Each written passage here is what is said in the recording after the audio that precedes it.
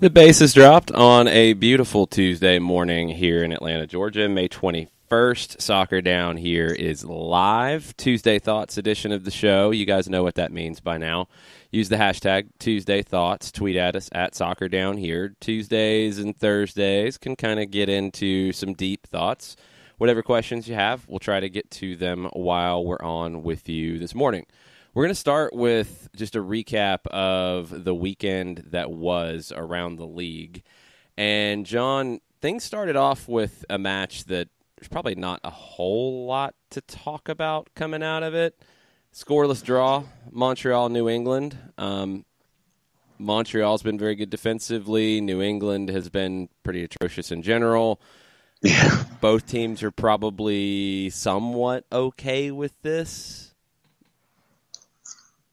Yeah, I mean, I think that with New England going in, it's a transitional time for them as they get ready for Bruce Arena on the touch. And with Montreal, it's just like, okay, let's get in. I know that everybody who is a fan of the Impact would have liked full, but you end up with one. You're getting points out of the deal. You're still above the playoff bar. You know, this early in the year, you've done tremendous things defensively. So I think that Montreal is probably more disappointed than New England, but New England gets a point out of the deal. They both do, and they move on.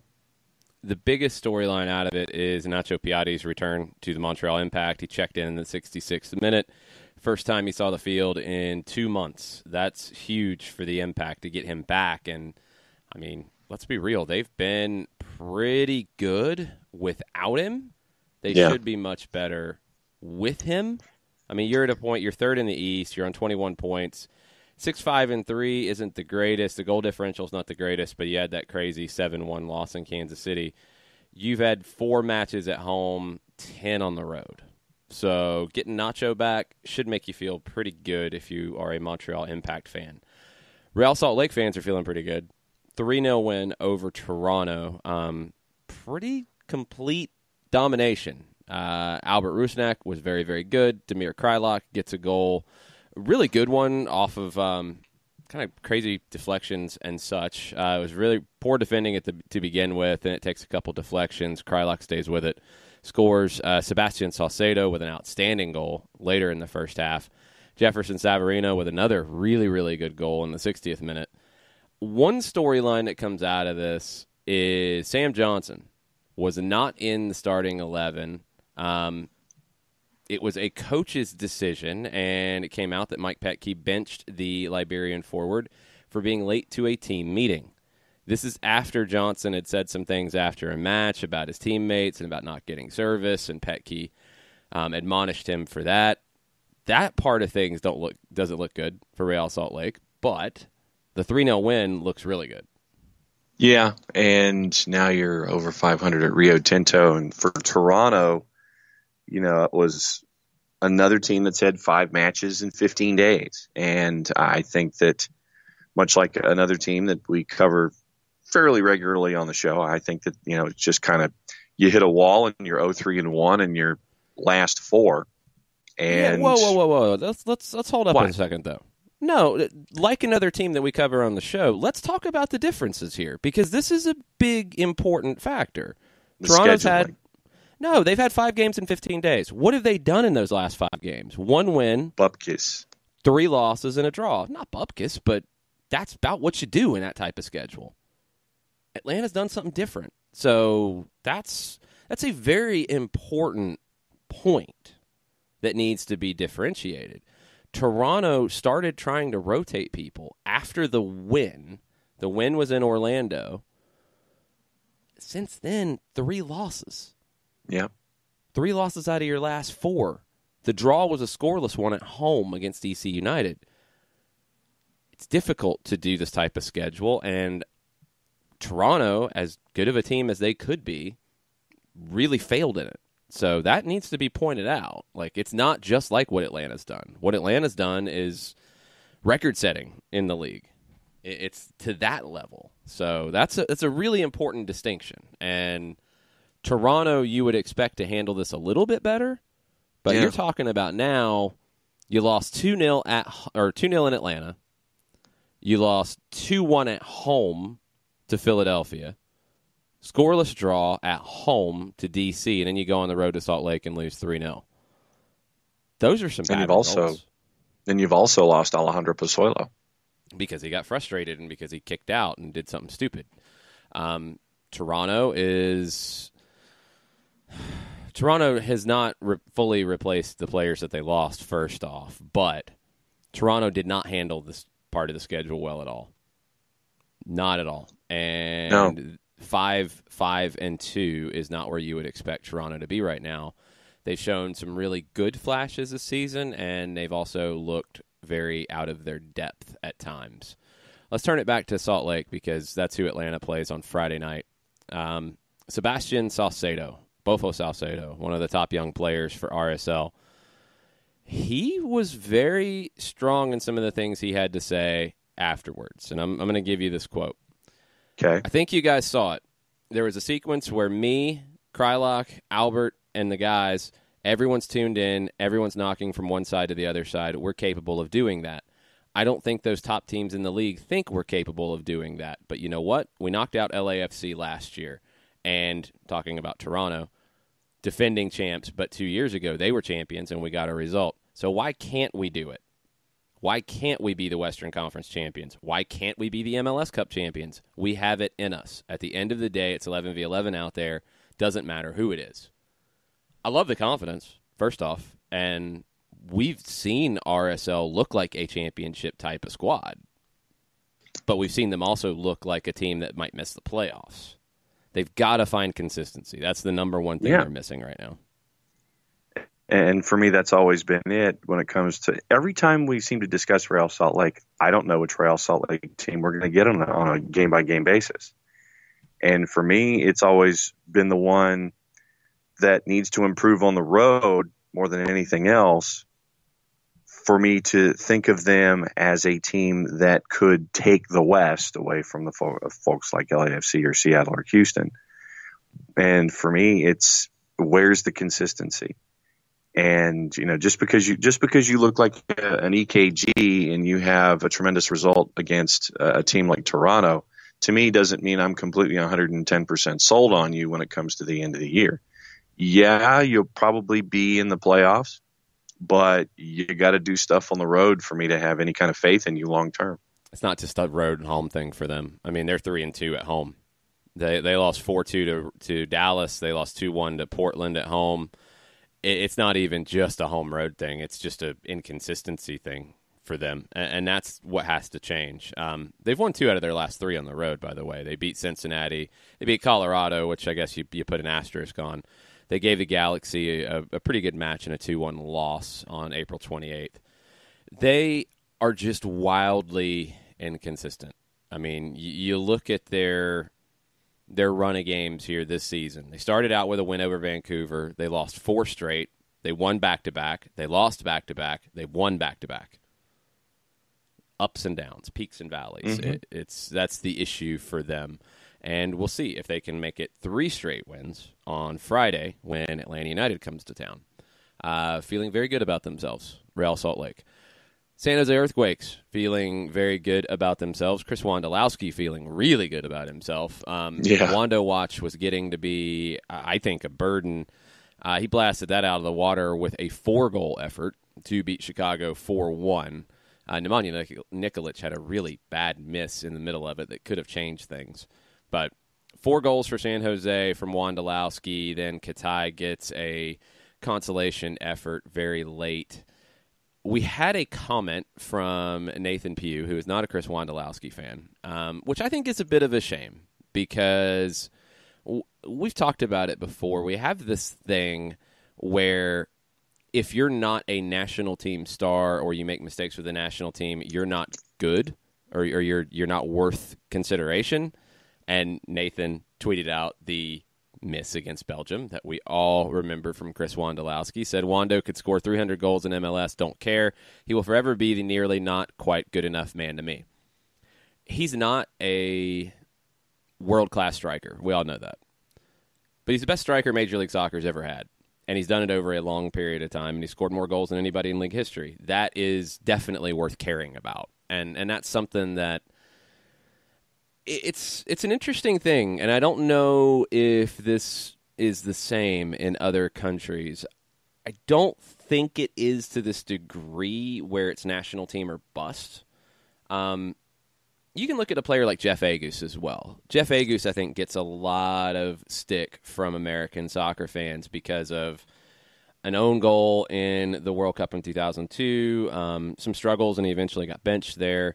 His last World Cup, he narrowly missed out on 94, one of the last cuts, and 98, he had a really bad giveaway in a qualifier against Jamaica that led to a draw in D.C. in the qualifying campaign. He had some not-so-great moments with the national team. He's also won 5 MLS Cups, and he's been one of the best left-backs in league history, and I would even say in U.S. men's national team history, even if he didn't always have those moments that you'd like to remember. It doesn't detract from him being a great player. And I wonder in other countries if it is so split between club form doesn't really matter if the national team form is not outstanding. I think maybe there's a bit of a difference. I think there's plenty of like Liverpool legends, for example, who were not English national team legends, but are club legends. I think Wondolowski is absolutely a club legend at San Jose. He is a MLS legend, and that's okay. What he's done is definitely worthy of praise and worthy of respect.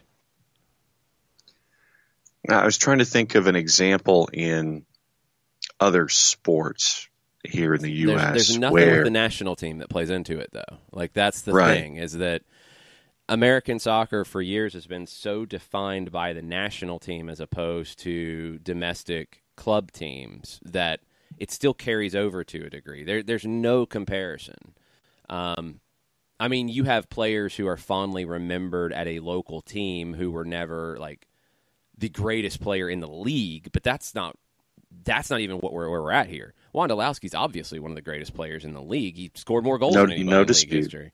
So I don't think there's a comparison. I mean, I guess when you look at some overseas clubs and players who were great players for their club but just never became that guy for their national team, whether it's competition, whether it's just there was somebody better, wrong generation, whatever,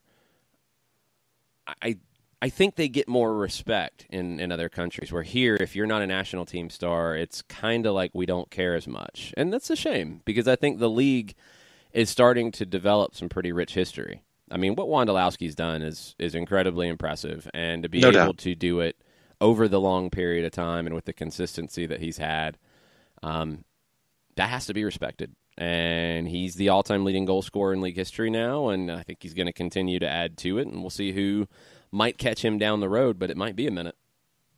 Yeah, and I mean, just you look at what he has been for the league in its stages when you're leading up to 3.0.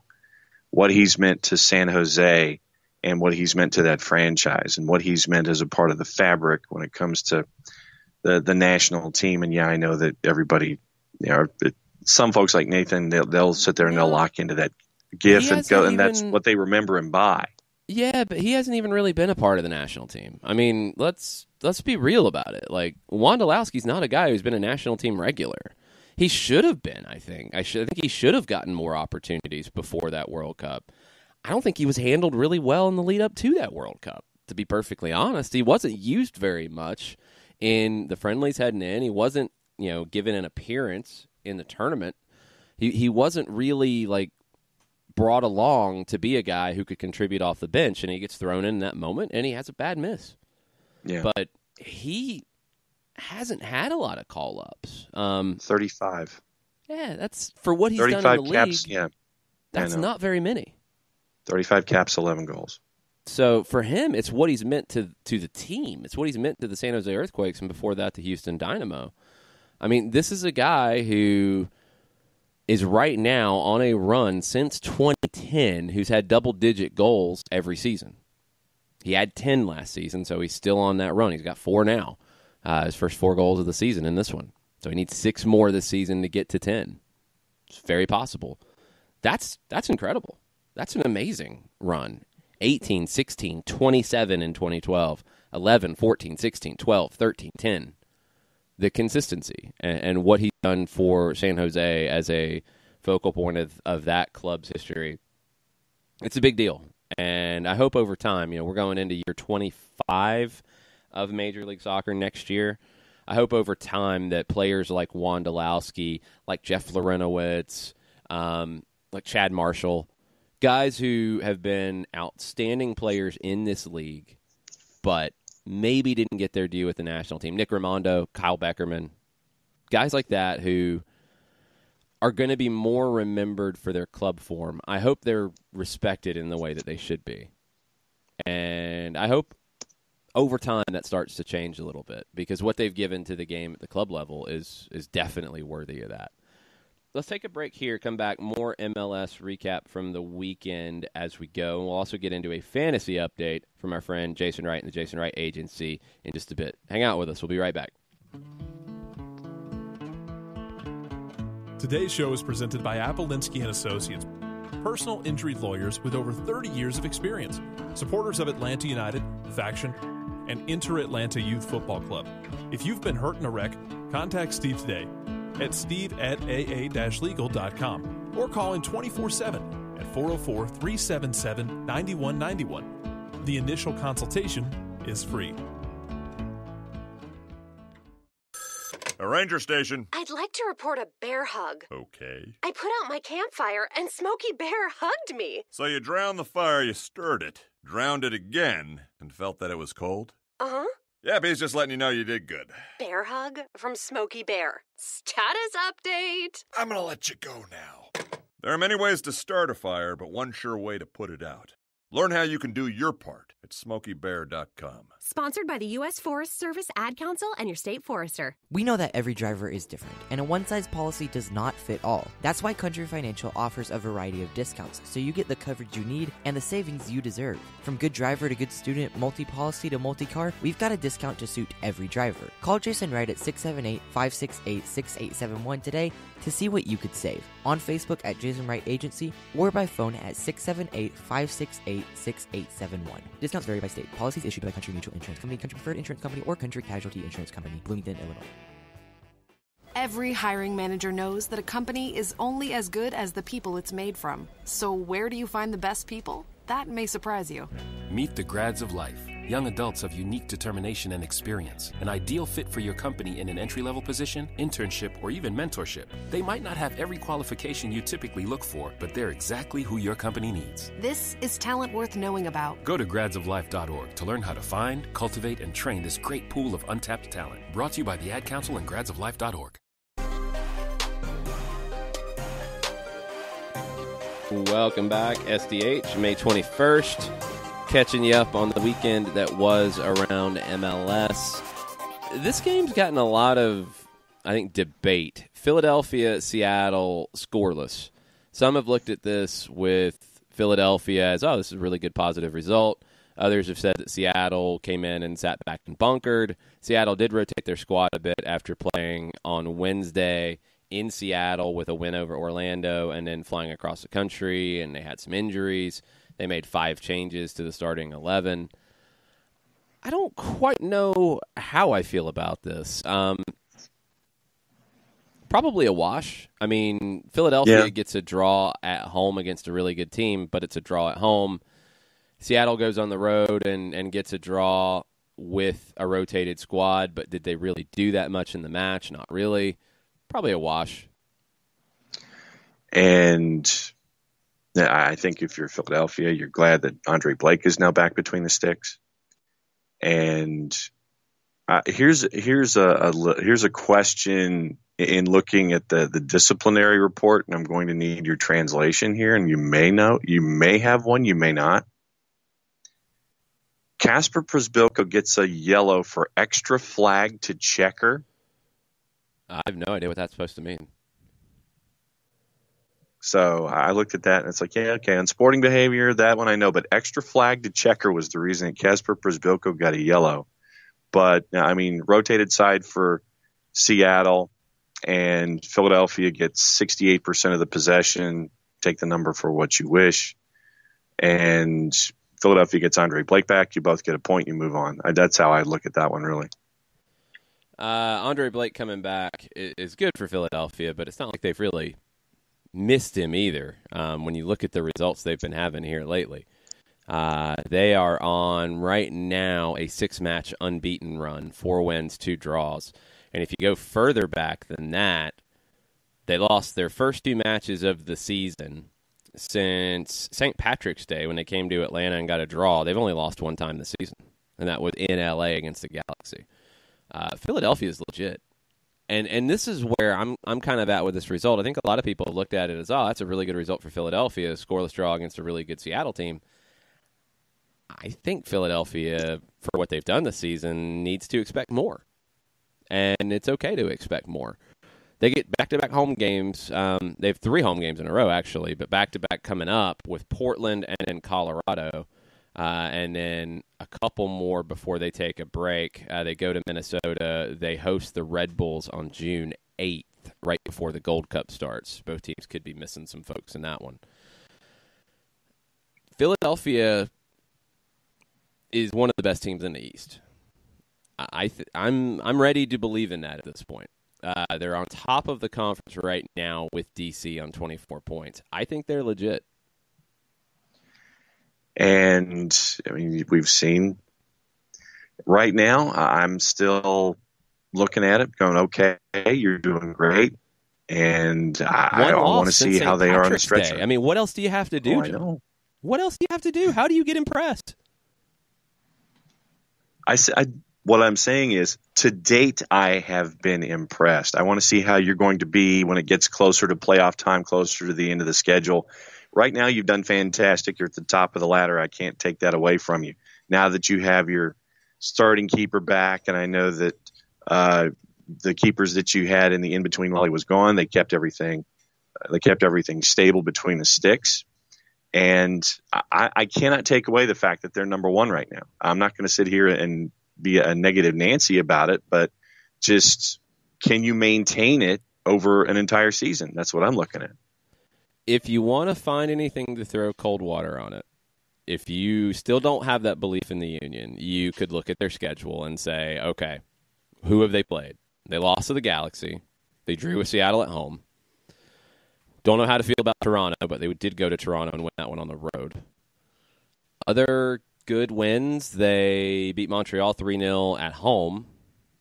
They beat Dallas 2-1 in Philadelphia. They went to Columbus and won 3-0, but a lot of people have been doing that lately.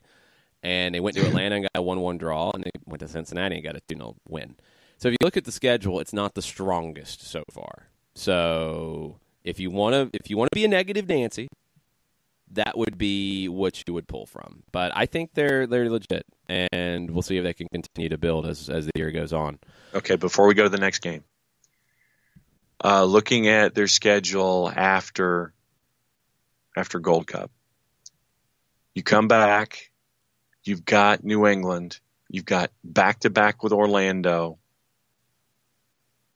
you've got a couple with Chicago, you got San Jose in there in late September. I mean, this is a manageable. This is a favorable schedule for Philadelphia to maintain. Where you will see where you will get your answers, since you're waiting to see what they do later.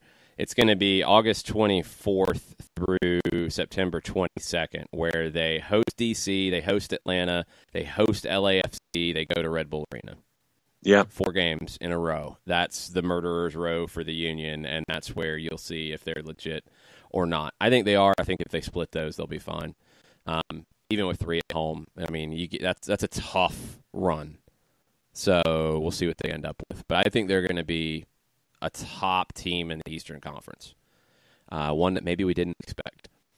Yeah. Minnesota beat a team 1-0, beat Columbus, a team we probably did expect to be better than they have been. Caleb Porter struggling to figure out what Columbus Crew are going to be. Minnesota gets a goal through former Columbus Crew winger Ethan Finley in the 70th minute. It wasn't a dominating win for the Loons, but it's the kind of win that really they haven't been getting on a regular basis. So that has some meaning to it in and of itself. And now Minnesota is in 5th place in the Western Conference, ahead of Dallas, ahead of Real Salt Lake, 4 points behind the Galaxy in 4th. What do you think about Minnesota and Columbus? 19 shots to 4. And for me, that kind of gets to the point about Caleb Porter still trying to figure out what he has. But I mean, if you ain't shooting and none of those shots were on target, and 2 were off and 2 were blocked, I mean, you're not going to get anything done if you're shooting and nothing's on target. And even if the number was as big as it was at 19-4, I honestly expected more out of Columbus by this point. I don't know what the abject cause of all of this is. I don't know if there's one thing you can pin it on, but I honestly would have expected more out of Columbus right now, and I'm not seeing it. 1 win in their last 6 is pretty surprising when you look at the Crew. And that win was against the Galaxy. I mean, it was a pretty good win for them. But Columbus, you look at this one and, you're talking about shots and not getting them. They only created 4 chances. I mean, that's it. And that's just not good enough. Flat out, not good enough. So Columbus has a lot of work to do. Minnesota, trucking along. Again, that's the kind of win that sometimes in the past it felt like that would end up as a scoreless draw or a 1-1 where they give up something late after losing their focus. So Minnesota maybe putting some links together and will be that playoff team that I'm expecting anyway. Sporting Kansas City with their taxi squad, 1-1 draw with Vancouver. Christian Nemeth nearly broke Felipe's leg. If you haven't seen that tackle, it's hideous. 51st minute red card for Nemeth. He did score the opener in the 37th, but Derek Cornelius equalized in the 94th minute for the Whitecaps, which has to feel like an absolute gut punch to Peter Vermes. I feel really bad for Peter Vermes at this point. I feel really, really bad for him with all the injuries. I've never seen injuries like this. It's not even Toronto last year injury-wise, because that felt like it was all mostly at the same position. This is across the board and to a number that we just haven't seen over this extended period of time. And, I mean, when you're hearing about injured guys getting injured in different places, like, it's just bad times in Kansas City. And they nearly got 3 points out of it here, but gave up a goal late. And you only did it with 16 guys. And, I mean, how many guys right now are injured for Sporting? Like 38? Pretty much. And for him to piece things together the way that he has, and I mean, this is, I mean, chewing gum and glue and trying to find any stick that is brought your way and trying to do it. I mean, I give him full credit in the world for doing what he's doing on a weekly basis. Hand to the sky, I'm saying this. But it's just, you have an opportunity like this and it just misses out. But I mean, I still will applaud Peter Vermes for everything that he's trying to do to make things happen on a weekly basis with Sporting right now. They're staying true to who they are. And one thing that actually stood out here is the moment of the match that was issue, and I'm sure Vermes just lit into Johan Croiset at the end of it, where he's the only forward, you're deep in stoppage time, you're trying to kill this game off with the 1-0 lead. He tries a 60-yard chip of Crépeau, so Crépeau is able to recover and keep it out. He chest traps it. Then he starts the possession that ended up in the equalizer. That's the type of decision that teammates are going to be unhappy with, coaches are going to be unhappy with. You just can't do that if you're Johan Croiset. You cannot do that. No. Completely and utterly selfish. And it punished them. It cost them 2 points in the match. So, Houston Dynamo, 2-1 over DC United. This is a big win for the Dynamo, in my opinion. They get 2 goals in a couple of minutes in the second half to come back after Wayne Rooney opened the scoring. Memo Rodriguez with an outstanding goal. Tommy McNamara tries to crash through the back of the net for the winner. I think it's a big win for the Dynamo, and I still think they are right there among the top teams in the league. 23 points out of 11 matches, 7-2-2. I think they're as good as anybody else. Do we have an update on Ailey's? We do not. He left the match after clashing heads with Birnbaum, but we do not have an update as of yet. Yeah, left after 11 minutes of work, and something that I'm going to be keeping an eye on going forward. But, this is a point that we've made, and I'm hoping that the talk that hasn't been happening about how the Houston Dynamo are the best team in the West that no one talks about is see, Gwen likes the Houston Dynamo. She's a big Dynamo fan. She's a really big Dynamo fan. Tommy McNamara a lot. Yeah, and I think that this is, we discussed this, that Houston really, at home taking care of business and getting quality wins against a team like DC, I think it's huge. And, I just wish that there would be more people there to see how good a team that they have there in Houston. And, you look at Memo Rodriguez getting in there. You've got Tomas Martinez and Manotas and Kyoto and Boniek Garcia and Ailey's. And obviously, it was the match before when you found out that Minor Figueroa finds out that his father had passed like that. And that was, obviously everybody's thinking about him in the Houston community, but quality team, quality guys right now. And I can't be any higher on the Houston Dynamo with everything that they've been piecing together right now. But you sit there and you want to put both of your hands and point at a monitor or a computer screen and sit there and go, look, people. And hopefully more people are looking. 15,800 is not good enough on Saturday night for the Dynamo. I do think that they definitely took a hit in the bad years of Kinnear and the bad years of Owen Coyle, and they have not recovered from that, but it's far enough along that they should be by now. Whatever work needs to be put into growing the fan base and maybe getting a little more organic with that growth, it needs to happen. If not, if the answer is to go make a big splash and get a guy, then go do it, because you've got a team that is among the best, and I think it's an MLS Cup contender. I really do. Now, we'll see once we get into the summer how things go when you're talking about potentially an Albert Ellis getting a big offer from Europe that's going to be hard to pass up. That could derail things. You do have more talent than you've ever had to deal with something like that, and hopefully you've been planning for it, because those offers were coming in the winter window. But I'm starting to think that the Dynamo are really going to need to go out into the market with a splash to change the perception of who they are. I don't know if putting a good team on the field is going to work. Now, I don't know, not being there, you don't know like what kind of work they're doing in building roads with media. You don't know what kind of work they're doing out in the community to connect to soccer fans and connect to the soccer community. I don't know. Whatever they're doing right now, it's not working. It's not working well enough. You have to be drawing more than 15-8 on a Saturday night. You have to get to that point, and the Dynamo consistently have not been doing that on a regular basis, and it's a shame, because they are a very, very good team and a very fun team to watch. Very fun group to keep an eye on. All right, let's get into the Sunday games. A very fun win for Orlando, 5-1 after Cincinnati opened the scoring. Orlando went nuts. Tesho with a goal, 2 from Nani, another one from Tesho, and then Dom Dwyer gets one at the end. Greg Garza goes out injured early, has to be stretchered off. Shame he was included in the 40-man preliminary cup roster as well.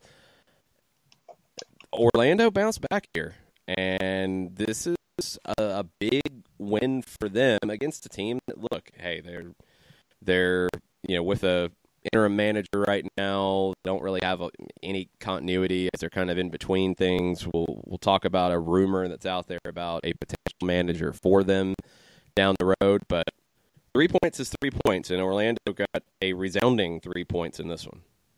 Yeah, and Garza was spotted with a boot on his right leg heading back to Cincinnati. club had said that it was a calf issue, and that's where we are right now. A lot of folks are saying other things, but it could be the calf all over again. And he hasn't had a calf issue before. Okay, I thought he was out for a month. I don't remember that being a calf. Okay. It's been so many different injuries with him that it's kind of hard to keep up, sadly. He had the shoulder thing here for a while. He had the hip issue. It was a long-term thing. I don't know. I guess that what I would say is I don't know if there's any long-term calf injuries here, and that's probably the most important thing. If it was the shoulder, that would be a concern. If it was the hip, that would be a gigantic concern because that had completely derailed his career before he came to Atlanta. So if it's a calf, maybe it's not as big of a deal, although he has struggled back on the field quickly. Yeah, and when he went down, he knew something was instantly wrong and rolled over and had to be looked at by the physios only 7 minutes in. But, yeah, for Orlando, it was just one of those things where you hit that stretch and completely had Cincinnati on their heels in the 50s and 60s, and you get those 3 goals in that 15-minute span. Get 3 points, add the 3 points, move on to the next right now. Yeah, I mean, that's all you can do is just try to build from here. LAFC Dallas, second time in 3 days, 1-1 draw. And Dallas had a red card early in the second half. Matt Hedges gets the red. LAFC does get a goal in the 80th minute to get the equalizer against 10-man Dallas. They couldn't find anything else as a PK for Vela. Hollings had opened the scoring in the 29th. How do you feel about the LAFC Dallas series now that we've seen both games in both places? I still am not all that optimistic about LAFC keeping their scoring pace and all of their offensive prowess long term. Why? I don't know if you can keep up that kind of a pace for an entire season. 32 goals in 14 games is where they're at right now. That's over 2 a game. Atlanta doing 70 goals back to back. That I want to say they're the only team to do 70 back to back. I might be wrong. They're one of a handful if anybody else has. LAFC's almost halfway there. 3 games left halfway through. I mean, it's doable. They're not like crazy out of that picture, but games like this where you're only getting 1 does bring that number back down to earth a bit. And I will not dispute what Bank of California means for LAFC. Will not dispute that. I will stipulate it is turned into a tremendous home field advantage for them. And it seems like that's where they can get a lot of their hay. But then you look at the back end of that schedule, you look at July, and it is at Houston, El Tráfico, Atlanta United. Those are your last 3 matches in July. Then you've got Red Bulls in August. You've got the Galaxy again in late August. And in theory, then you've got Toronto and Houston toward the end of your schedule. So, business picks up for them after international competition. And I don't know if they can keep up the pace when it comes to putting everything in the net that they have. I mean, they are fun to watch. They are a handful for everybody. But I don't see them keeping up the momentum that they've garnered so far on the flip side of the break. I'm not going to say that because we've seen teams score at this type of rate before. They're slightly ahead of where Atlanta was the last 2 years, but we watched it firsthand. So I'm not going to say that they can't do it. I think where the test for them is July 12th. It starts there where you go to Houston. Next week, you go across town to face the Galaxy. Then you host Atlanta. Then you go across the country to New England, and you come back to host the Red Bulls. That's the tricky spot for them, and we'll get a better sense. The home record's great. They're 6-0-1. The road record's really good, too. They're 3-1-3. And you put up numbers like that, you're going to chase what the Red Bulls did last year in terms of a supporter shield and record point total. So can they keep it up? we'll see. I'm not so much saying that they can't do it from an attacking perspective. I wonder what happens when they have to go to their depth, because I'm not convinced of their depth. Yeah. And whether that's a scheduling issue where players get tired or they have injuries, I'm just not convinced that they can go very deep into their depth chart. I don't think they have that. So if they get tested in that way, I think they're going to struggle a little bit and things are going to start to slide backwards. But so far, they have not had to do that. The other game on Sunday was LA Galaxy hosting Colorado without Zlatan, who got a 2-game suspension, and they lost to the Rapids. First win of the season for the Colorado Rapids. 82nd minute goal does it. Man, this has got to feel pretty bad for the Galaxy. Yeah, and what happened, it was Colorado had numbers, and pass was left off for Kamara. Kamara shoots, Bingham blocks it, and I think it was a 3-on-2, and Shinyashiki was in the middle of that attacking 3, and he grabbed the rebound and just pounded it into the net for Colorado. And you look at this one, you're going, come on. But, yeah, L.A. without Zlatan. It's one more without Zlatan? Yes. You got a 2. So, yeah, I mean, it was not worthy of television viewing, but, of course, I watched it. And Colorado gets the Duke. And, good on you for pouncing on it. And I guess Gwen agrees with that, too. But just, for the Galaxy, 18 shots for the Galaxy, 6 on target. Tim Howard made 6 saves in the clean sheet. Rapids with 22 shots, 6 on target.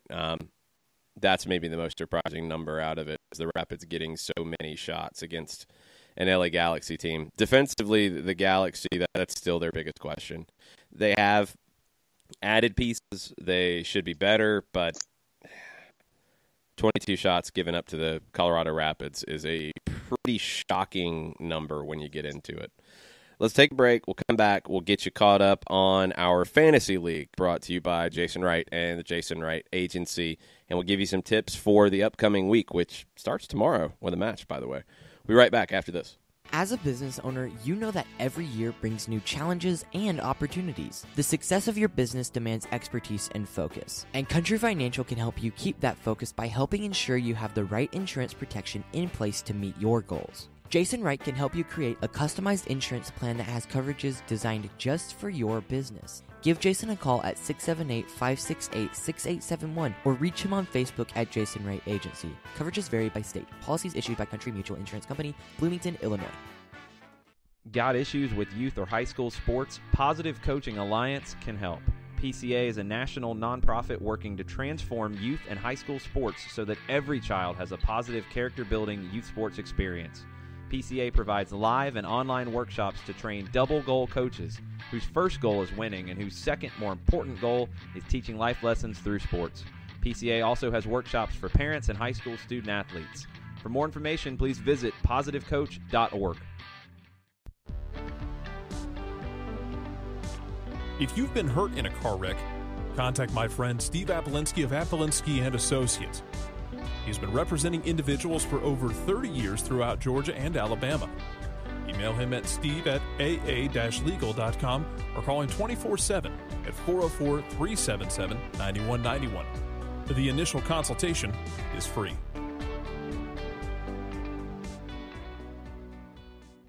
I adopted Bento in 2010 from a shelter. This cat makes me make art. He's always motivating me to draw pictures of him. He just is motivating artistically. He's my best friend, but a lot of people know him as Keyboard Cat. Keyboard Cat, YouTube star and shelter pet. Amazing adoption stories start in shelters. Start yours today. Visit theshelterpetproject.org to find a pet near you. Brought to you by Maddie's Fund, the Humane Society of the United States, and the Ad Council.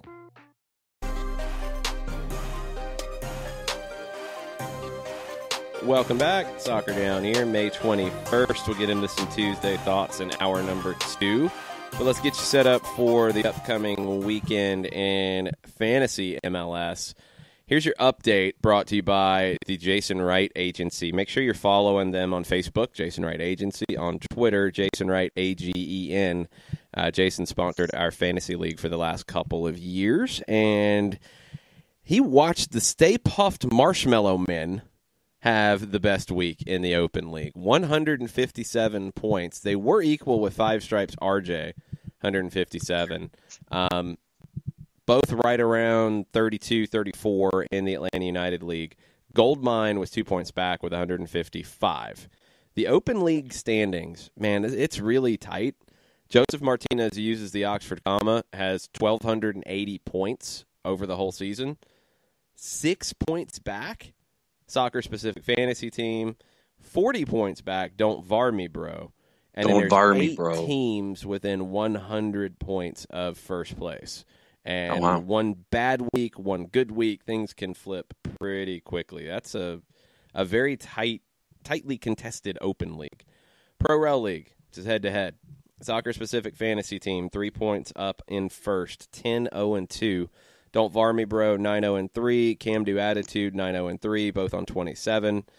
Cam Do Attitude had 156 points in the Pro Rel League. That was the best point total out of anyone in the league. Pro Rel matches this week. You got a 4 versus 2 battle with Goldmine and Don't Var Me Bro. You've got a relegation battle between the Smurfs in 17th and C-Train in 19th. You've got a mid-table battle between, I don't even know what that is.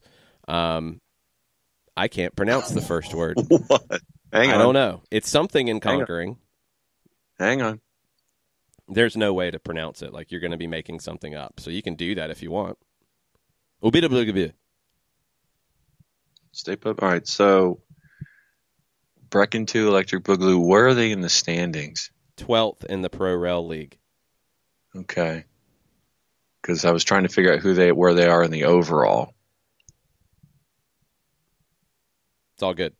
It's and Conquering against Uncle Artie's Army, 12 versus 13. But the big one is number 1 soccer-specific fantasy team against number 5 Darren Neal's Dream Team. Soccer-specific fantasy team's been talking trash on Twitter, pulling a Kamar Lawrence. Said they would not relinquish their stronghold on the top spot for the rest of the season. So when you look ahead to this week, you only have 2 teams that are double game week teams, Red Bulls and Vancouver. They play tomorrow. Neither one has like 2 home games or 2 away games. They both split. So the match tomorrow is at Red Bull Arena. Then Red Bulls go on the road to Cincinnati. Red Bulls players look pretty good so far. Vancouver travels to Red Bull Arena and then hosts FC Dallas. Vancouver players are looking pretty scary right now. Other than that, it's all single-game weeks. You've already put your team together, and I think you're asking for help is basically what the segment has turned into. Pretty much. Well, yeah, because, I kind of have to stay in the top 20 just on premise. Atlanta United players this... Not Brad. Let's start from the back. Let's start with the team. So your goalkeeper is who? Brad. So, okay. You're taking Brad Kazan on the road against Real Salt Lake, who just put up 3 against Toronto. Yep. Okay. That's some interesting reasoning there. Of course, what Bill is the Hamid reasoning, by the way? Well, he's been giving me a boatload of points recently and averages 6.17, which is the highest keeper average per match out there. Yeah, no, he's had a lot of clean sheets. I just don't think this one feels like a clean sheet kind of match. Bill Hamid playing against New England on the road 8.2. Again. I'm not a big fan of goalkeepers on the road. I think road clean sheets are rarities. They happen, but I don't think they happen nearly as frequently as home clean sheets. And you want a clean sheet out of your goalkeeper. That's your best bet. Tyler Miller against Montreal at home. That's actually not a bad one. Best options for clean sheets. Crepeau. No, he's going to be under siege. Honestly, Luis Robles is a really good play with the Vancouver game, who Vancouver's not exactly dangerous 2 matches, going Vancouver forward. and Cincinnati. And they go to Cincinnati, who hasn't really been all that great lately. So Robles is a pretty good double match week goalkeeper play. That'd probably be the way I would lean. Tyler Miller is another possibility as well. All right. Back line. Yes. Miles, Birnbaum against New England, Alro against San Jose, and Steras against Orlando. Don't really like the Alro one. That was the one that jumped out to me like, That was financial. Yeah, but still might be other options. That's the one that if I'm looking at changing it, I probably would consider it. How does Miles rank in terms of points per game? Because he doesn't really give you anything going forward, and defenders, usually you like to have one who might get you a goal here and there. 6.25. But, I mean, how does he – 6.25 points per game? Yeah. Okay. With a salary of 8.2. I mean, it's not bad. Birnbaum gives you a threat on set pieces. 9.7 and averages 7.08 points per match. Okay. Yeah, not bad. The Alro one would be the one I would be a little worried about just because Toronto's so all over the place these days. What do you have in midfield? PT. Okay, that's a little risky after the last game. Mark Anthony K. Okay. Tomas Martinez. Okay. And the charter member of the Holding Midfielders Appreciation Society, Michael Bradley. Why holding midfielders? Because he averages 6.5 points a match. That's not a lot. And it was also another financial move at the time. Yeah, it's not a lot out of midfield, though. 6.5. And Tomas is going to Minnesota. I don't know if I like the Houston one. Looking around quickly just at the schedule and matchups that sound pretty good. This is a weird week. Because I had to get rid of Pozuelo because of the red. Yeah, this is a weird week. LAFC players jump out to me as good plays. You've got some road teams that are more appealing than usual because of some of these matchups. Sporting in Seattle is a really tough game to call with Sporting's injuries and Seattle going to Sporting.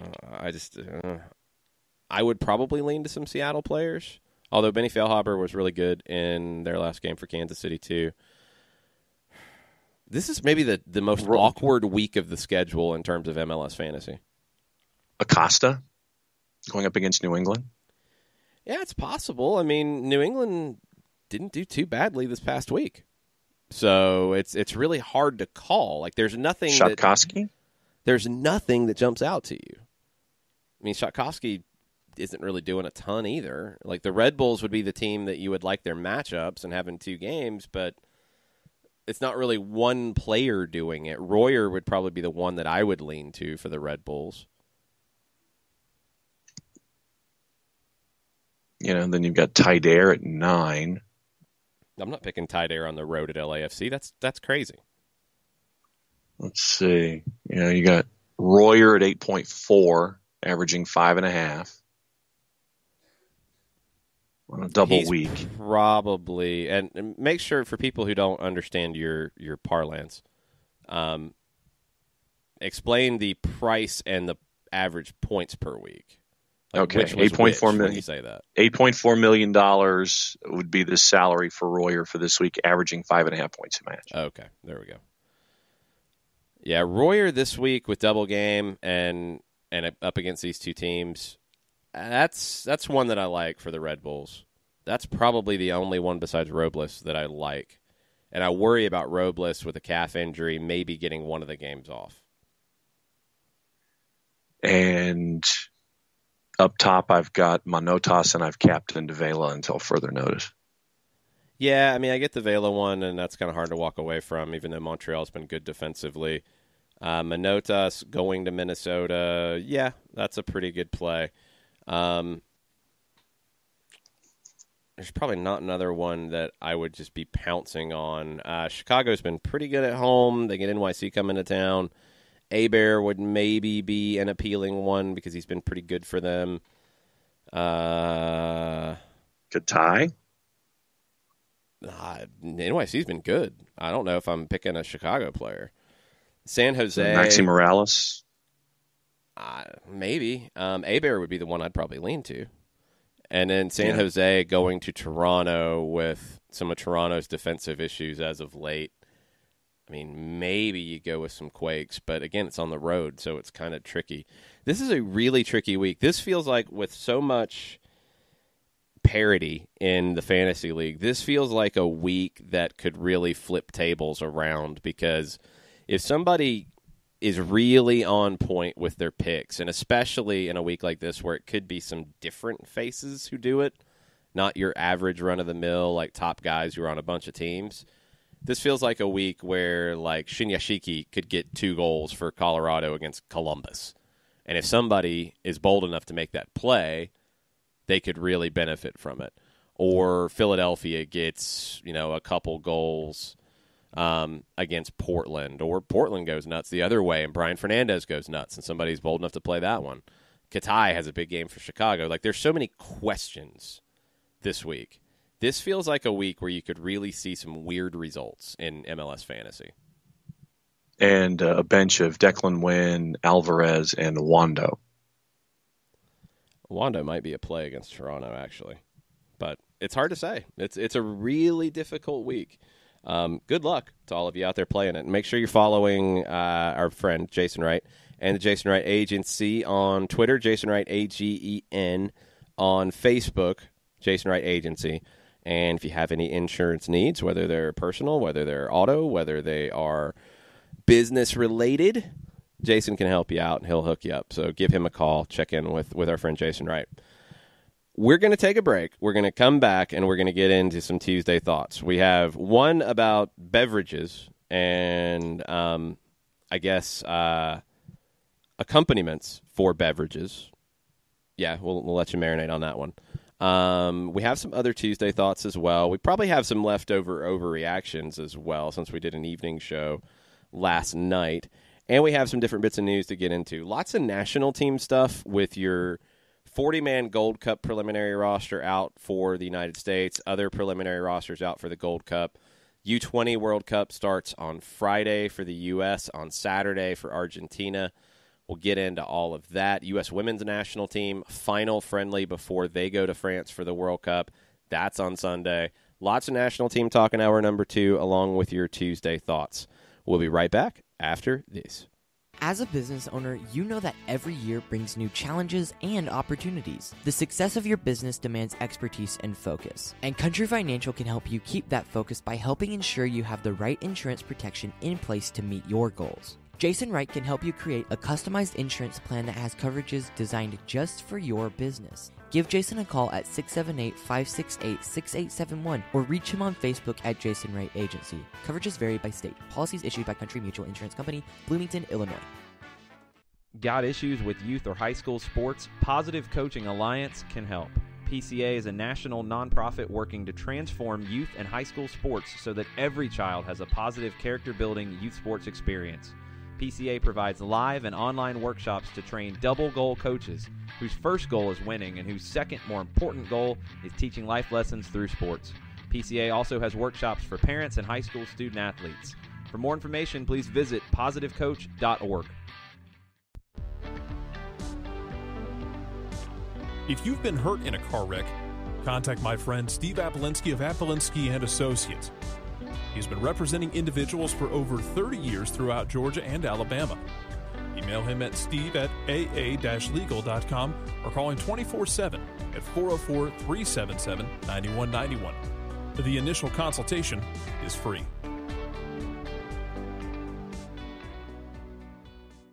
I adopted Bento in 2010 from a shelter. This cat makes me make art. He's always motivating me to draw pictures of him. He just is motivating artistically. He's my best friend, but a lot of people know him as Keyboard Cat. Keyboard Cat, YouTube star and shelter pet. Amazing adoption stories start in shelters. Start yours today. Visit theshelterpetproject.org to find a pet near you. Brought to you by Maddie's Fund, the Humane Society of the United States, and the Ad Council. You're listening to Soccer Down Here daily on SDH Networks, a division of OSG Sports. Find us at Soccer Down Here on Facebook and Twitter. The time is now the top of the hour. Peep, y'all. Welcome back. Hour number 2, SDH on a Tuesday. It's Tuesday Thoughts, so use that hashtag, throw your questions at us or your thoughts or whatever. If it's a question, if it's a statement, whatever you would like to throw at us on Twitter, at Soccer Down Here, go for it. We're going to get into those right now. We'll get into some national team stuff across the men, the women, and the U20s in just a bit. But what do we have on the Twitters right now, John? Well, the first one was the heads up from Ani Deportes about the lawsuit between the United Soccer League and the UPSL.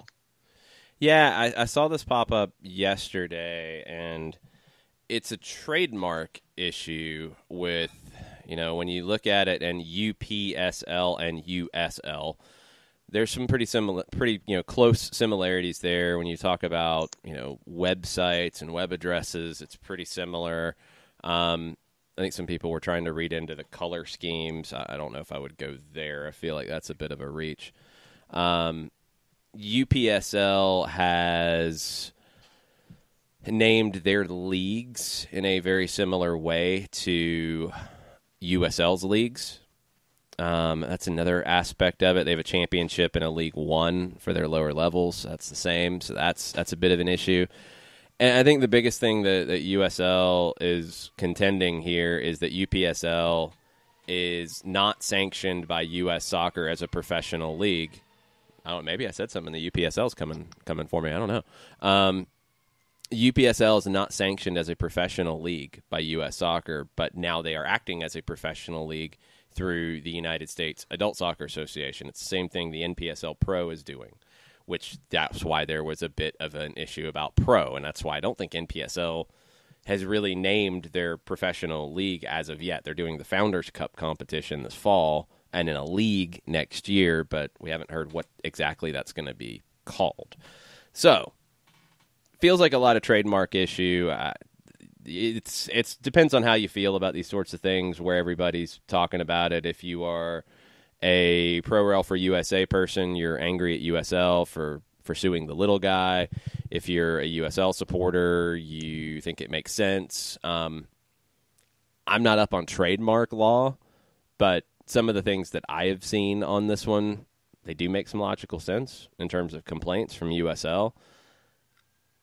I don't know. I don't know if the brand name of UPSL is really, like, if they had to change it, would it really change anything dramatically? I don't think so. I don't think it's that well known, to be honest. And maybe then you ask the question about why would USL then even do this? Because UPSL isn't that big of a deal just yet. Maybe they're worried that it will be. I don't know. If you want to see some thoughts on it from a legal expert, go check out Stephen Bank on Twitter, Prof Bank, PROFBANK on Twitter, UCLA law professor who digs into a lot of sports law and tax law and business law. One of the things that people ask about was why it was filed in California, and it's because 30% of all trademark cases are filed in L.A. So you have lots of judges, lawyers, everybody's experienced in it, everybody understands trademark cases. This is a big-time trademark case. The lawsuit requests a jury trial, damages for trademark infringement, attorney fees and costs, and an injunction to stop the UPSL from using any, quote, colorable imitation of the USL marks in any manner likely to cause confusion, to cause mistake, or to deceive, end quote, or committing any acts likely to cause consumers to believe that the UPSL's soccer leagues are sponsored by the USL or otherwise competing unfairly with the USL. Yeah, it feels preemptive. It feels like it is hey, they could be pushing into this space and there could be confusion, so we're going to nip this in the bud. That's the way that I've kind of taken it. I'm not a legal expert. I don't know if they're wrong for doing that. I get their point of view. UPSL, I don't know if they did their naming and branding and all of that intentionally to try to appear like they were affiliated with USL. I'm going to really assume not, because generally your UPSLs, NPSLs, your regional amateur leagues have tried to stay as far away from your MLS and USL and NASL and that type of stuff as possible. So I don't think it was intentional, but yeah, there's probably some questions that the courts will have to sort out. And USL also, apparently, they claim to have sent a letter to the UPSL back in January. It was a cease and desist order, but according to the USL, the UPSL refused to do so. Well, there you go. And this was the next step. Let's see. Next on the board, I think it might be here it is. It is. Percy Herrera with his food/drink question for the morning. Is putting creamer in coffee the equivalent of putting A1 on a steak? Hashtag Tuesday Thoughts.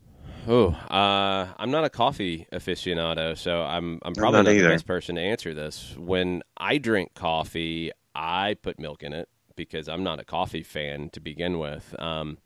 So I don't put A1 on steak, but I guess I'm doing that with coffee because I'm assuming that there is some intent behind the question. It sounds like there's some potential shade. There's got to be some background here that we don't know. No, it's not about that. It's just, what background? Doesn't make sense. I think Percy's throwing shade at people who put creamer in coffee. I think it's that simple. I don't think there's anything more to it. See, but for me, if a steak isn't made properly, or if the steak is made properly, I don't see any thought in putting A1 on it. I will just have the steak naturally. Sometimes I will, sometimes I won't. It just depends. So does that mean that that coffee drinkers, sometimes they do put creamer in, sometimes they don't? No, it has nothing to do with that. I think what Percy's implying that you are lame if you put A1 on steak, and you are lame if you put creamer in coffee. Harumph. You put A1 on steak? Jason. Sometimes A1, Heinz, some kind of sometimes Lee and Perrins. Just it completely depends, but sometimes I will, sometimes I won't. Like I said, it just depends on. I think that if there are steak that come across from certain national manufacturers of said steak, then sometimes I won't. But if it's something local, strangely enough, I do. That's very strange. If it's good steak, I don't want any sauce on it. If it's not good steak, then I need some help with it. Sure. Yeah. Jason Wright from the Jason Wright Agency says it's like adding water to Coke. No, because for me it adds flavor because I don't like the flavor of coffee. Water to Coke would not add any flavor. And then Andrew Baker says, I think you'll find the answer to that question is entirely dependent upon the quality of the coffee on offer. And that's kind of where I'm at with steak, is if you need a sauce, and if A1's your sauce or Heinz 57 or whatever is your sauce you're going to put on it, and it's not the greatest steak. And, again, I'm not a coffee drinker, so I don't like the taste of coffee if it's good coffee or bad coffee. I'm putting something in it to help me out if I'm drinking it. That's why I generally don't drink coffee. But yes, I think that line of reasoning is completely valid. The better the coffee, the less support you would probably need to deal with it. And that's how I am about steak. Yeah. Nick Leafy says yes, simply put one word. Nick's probably going to have some takes here in a bit. Yeah, see, for me, to your point, and I will readily admit that there are occasional shipments here to the office from a nationally reputable steak and meat distribution outfit that is headquartered in Nebraska. And we get them occasionally. Most of the time we get them, for holidays and things. Okay. That particular manufacturer don't need steak sauce. Something local out of a grocery store, 9 times out of 10, yeah, I do. See, this is what's surprising because it's all about how you prepare the steak. It's not about where it's from. But I'm making a correlation to some degree. No, but that's not the issue. You can go buy a good steak from your local grocery store and prepare it really well and not need any sauce. It has nothing to do with where it's from. If it's not a good steak, if it's a lesser cut of meat, or it's not prepared well, yeah, you might need some sauce with it because it's not good to begin with. And I think that may be the larger issue for me, is getting the particular cut of steak as opposed to what I get from the Midwest. So I mean but you can get that cut here. Like that's not even a Midwest. That's not even an order from a nationally reputable place based in Nebraska, which I think people can Google.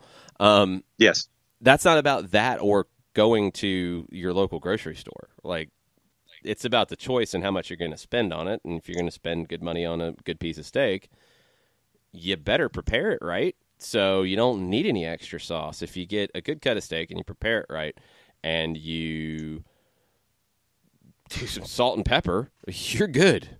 You're good. If it's who are we talking about here? I mean, what, do you put the steak in the microwave, John? What are we talking about here? Once again, sometimes we do have a grill out here at the back of Office HD, but my grilling skills are somewhat random. Let's put it that way. That's not good. Okay, well, then you might need the Heinz 57 or the A1 as a backup if you screw up on the steak. Pretty much. That's usually the way it is for me anyway. But that's a different situation, though. I know that's a me problem. I understand that. Yes, that is definitely a you and preparing steak problem. No doubt. No, I will stipulate to that easily. Now, I will say that I don't mind at all, especially some places in town and other places I've been, if you get a good steak and you have a little chimichurri with it. That's a whole different animal. Okay, and see, really that is something that I would not think about. You don't even know what chimichurri is, do you? No, I don't. And that's why it's like, it's what is this chimichurri of which you speak, sir? Oh, jeez. Gonna have to look this one up. It is commonly served with Argentine dishes, and not just Argentine, but that's where I've come across with it. It is a parsley and olive oil based. It's not exactly a sauce. Marinade? No, it's not a marinade. It's not a marinade. It's as close to a sauce as you're gonna get. It's good. It's a nice accompaniment with good steak. That's a good thing to have occasionally, for sure. And chimichurri you can use in other things too, but that's a common place that it's used. So if I'm going to go sauce or something to accompany my steak, that would be where I would go if everything is prepared correctly. Otherwise, I'm just going to prepare it right and eat it. Yeah, the larger leap of faith is that I would prepare something properly. Got to practice, sir. That's inexcusable. Daniel Price says he sent this in the first hour of the show. He says, just wanted to thank you for always answering my questions, making me feel a part of the show. Keep up the great work, guys! ! #Tuesday Thoughts. Oh, dude, Daniel, you're part of the show. You're listening to us and you're joining the conversation, and you have one that you've actually just asked. So let's get to that real quick. I've been hearing some things through the grapevine. I don't understand why people dislike the fact that Gazan is on the U.S. men's national team preemptive call-up list. What's y'all's take on that? How likely are we to see Nagbe and Robinson making the Gold Cup? If Gazan is on the Gold Cup team but not playing, that would be frustrating. If you're Greg Berhalter, if you're the national team pool at this point, you know what you have in Brad Gazan. You don't need to bring him along to see him with the group. So if he's not going to be your guy, don't bring him in here unless you feel like you need him to mentor somebody, but you haven't really done that before. I don't know why you would start now. So if Brad goes and he's going to sit the bench and be away, that would be frustrating. That would be my issue with it, Daniel. The second part about Nagbe and Robinson, I think Nagbe's the most likely because I think Nagbe's a really good fit for Greg Berhalter's possession-based U.S. men's national team. He seems like the ideal player to fit into that system.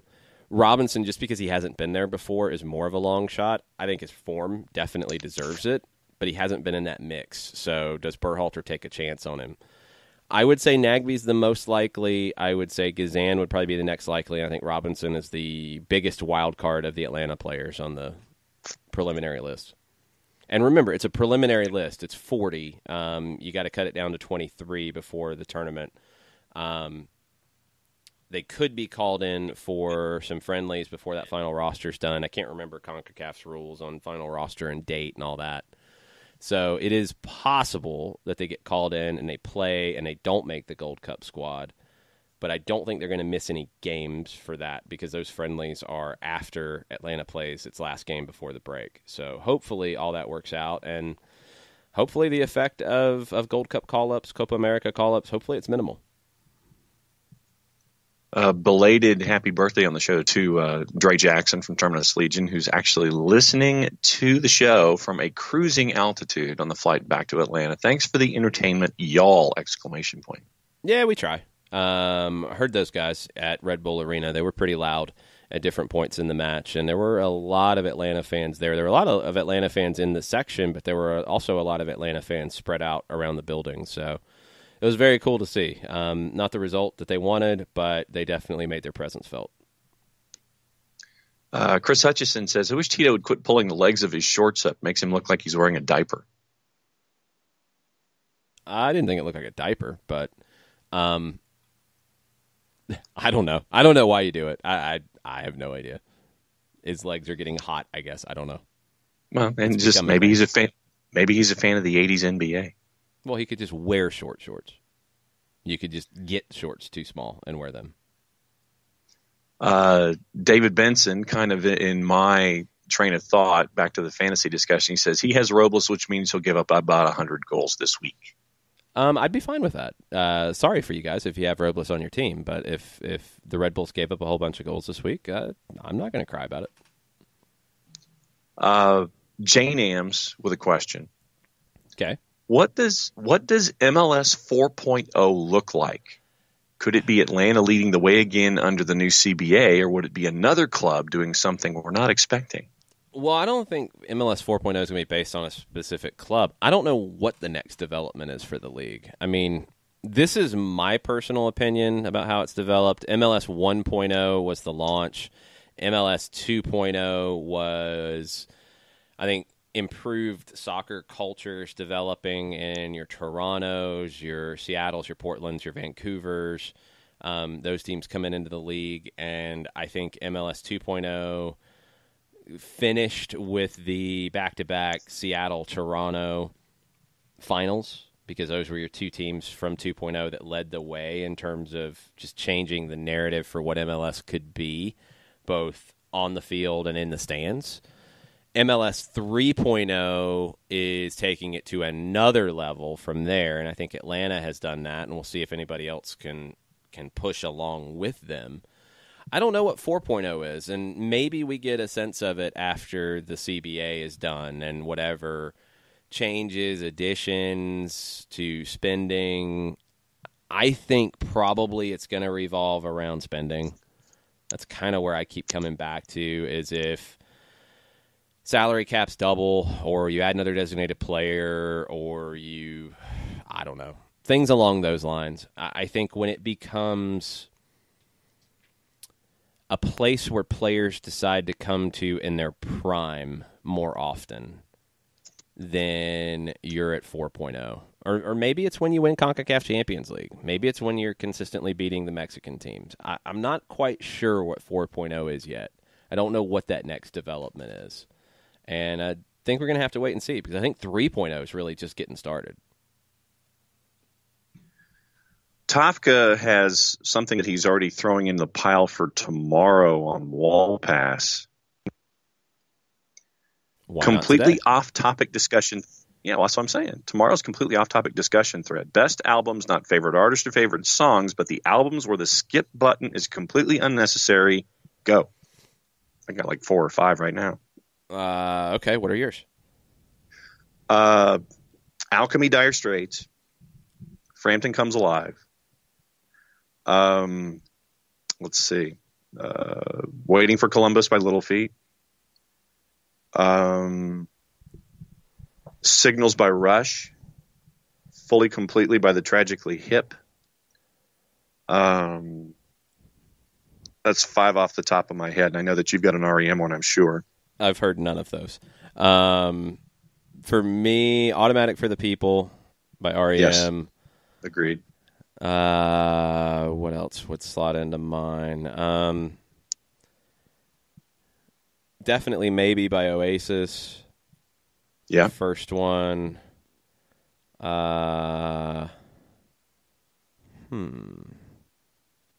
Blueprint by Jay-Z.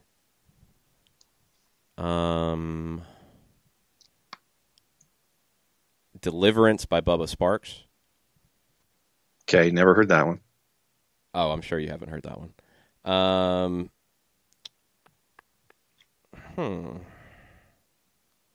10 by Pearl Jam I keep coming back to in my head. I'm not 100% sure that's there, but it's close. And what would be the other one? Or what would another one be? I have to think about it. But those are the ones that pop into my head straight off the top of my head. Yeah, because 3 of those 5 were live albums. The Dire Straits one, the Peter Frampton one, See, I don't even think and that Little counts. Feat were live. That to me doesn't even count. I mean, it's Okay, a live so album, then it would yes, but it's probably it's live. be It's concert. okay. So then it's probably Telegraph Road. If you're going to go album, then it would probably be Telegraph Road, Dire Straits, and then go with Signals. Rough Night in Jericho, Dream So Real would be one for me. And once again, this is the age gap on the show. Yeah, but no, people I are like frantically Googling these things that you are speaking of that don't sound like English. Mm-hmm. But no, your REM selection and your Oasis selection, I definitely agree with. Yeah, those would be the 2 for me. I've been in an Oasis kick lately. I've been on a Killers kick lately too, but if I was going to put a Killers album in there, it'd be the first one, Hot Fuss. But I'm not quite sure that it would hit the no skip, put the skip button away standard. It's close, but I don't think it's quite there. And and the Producers' first album. Okay. But yeah, and so of course I'm on that kick because the Producers' Pylon reenactment and Dream So Real are going to be at Athfest in late June. Okay. But we've got soccer, so it won't be able to go. Yes. There's lots of soccer in June. Let's see. Shiva has a national team question for the Gold Cup.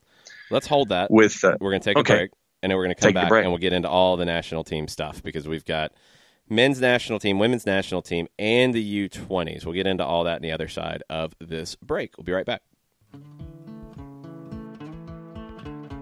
Today's show is presented by Appolinsky & Associates, personal injury lawyers with over 30 years of experience, supporters of Atlanta United, Faction, and Inter-Atlanta Youth Football Club.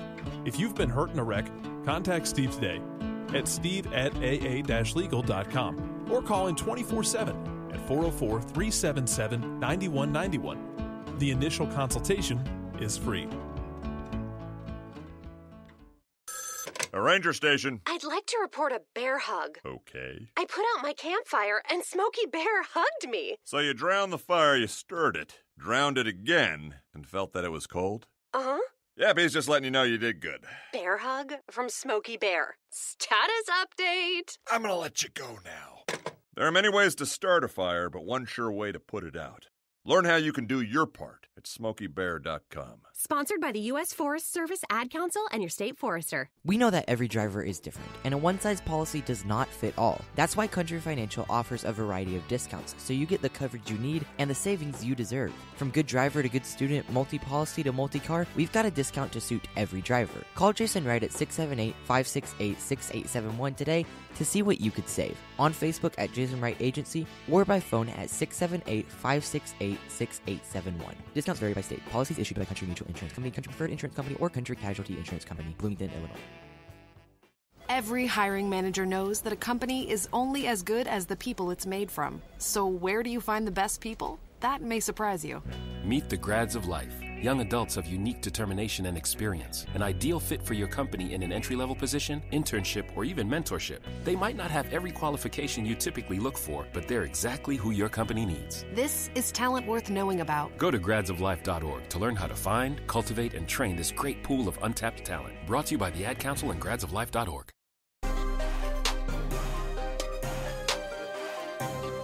Welcome back. Soccer Down here, May 21st.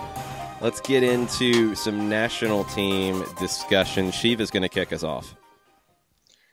Shiva wanted to ask, with Brad Nagbe and Miles on the Gold Cup roster, albeit preliminary, how many guys will we potentially be missing and for how many games? Well, right now, and then the number of games is going to depend on how successful they are, so that's another element that makes this a little difficult. Gwen's a little worried about it. You've got the 3 guys on the U.S. preliminary. I don't think all 3 make it. I don't. You've got Romario Williams with Jamaica. That's pretty possible, but how deep does Jamaica go in the tournament? Well, they've made the final the last 2 times, so that is possible. The final's on July 7th. So that will overlap with Atlanta United games. That is something to keep in mind. So let's start from there. Atlanta United has a match on June 1st. We're not talking about Open Cup yet because Open Cup games will definitely be affected. June 1st against Chicago, and then next one is June 26th in Toronto. So you've got 26th in Toronto, 29th against Montreal and Atlanta, July 3rd against Chicago, July 7th against the Red Bulls. So any players who are with a Gold Cup finalist would not be available for the Red Bulls match on July 7th. That would potentially be a real shame. It could also be a shame for the Red Bulls. The Copa America final, same date, July 7th.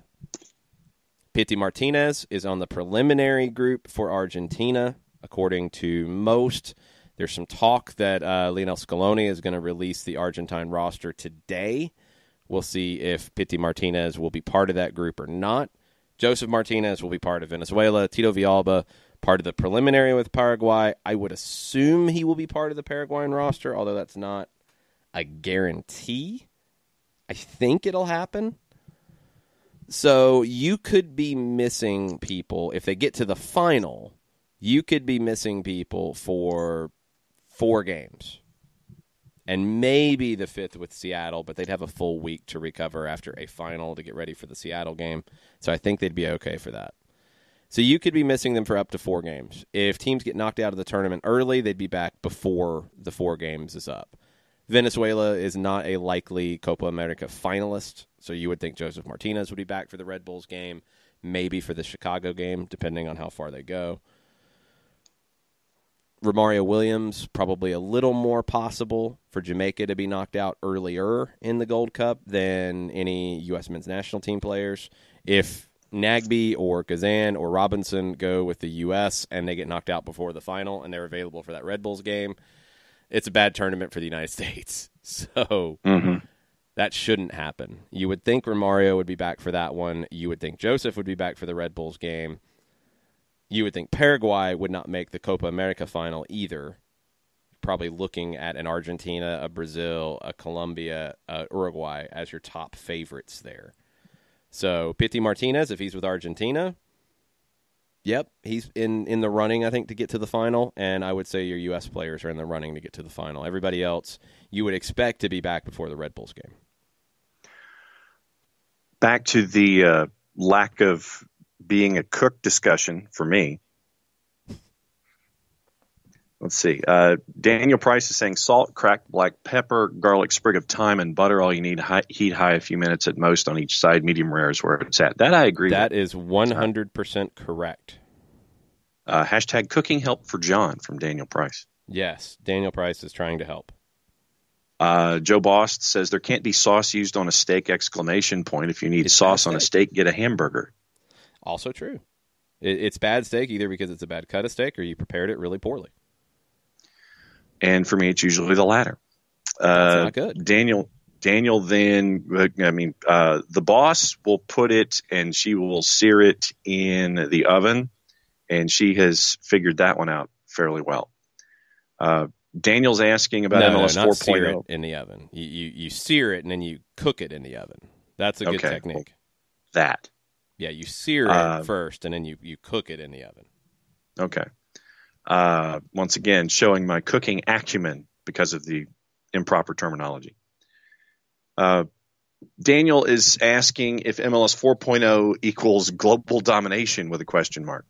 That might be 5.0, but maybe hemispheric domination would be a fair 4.0 standard, and that would mean winning CONCACAF Champions League more often than not, or being competitive equally with the Mexican teams, and being in a position where you're competing with Boca Juniors, River Plate, Botafogo, Grêmio, your top Brazilian clubs for players, where you are equal to the top teams in South America and Mexico in terms of spending, in terms of quality.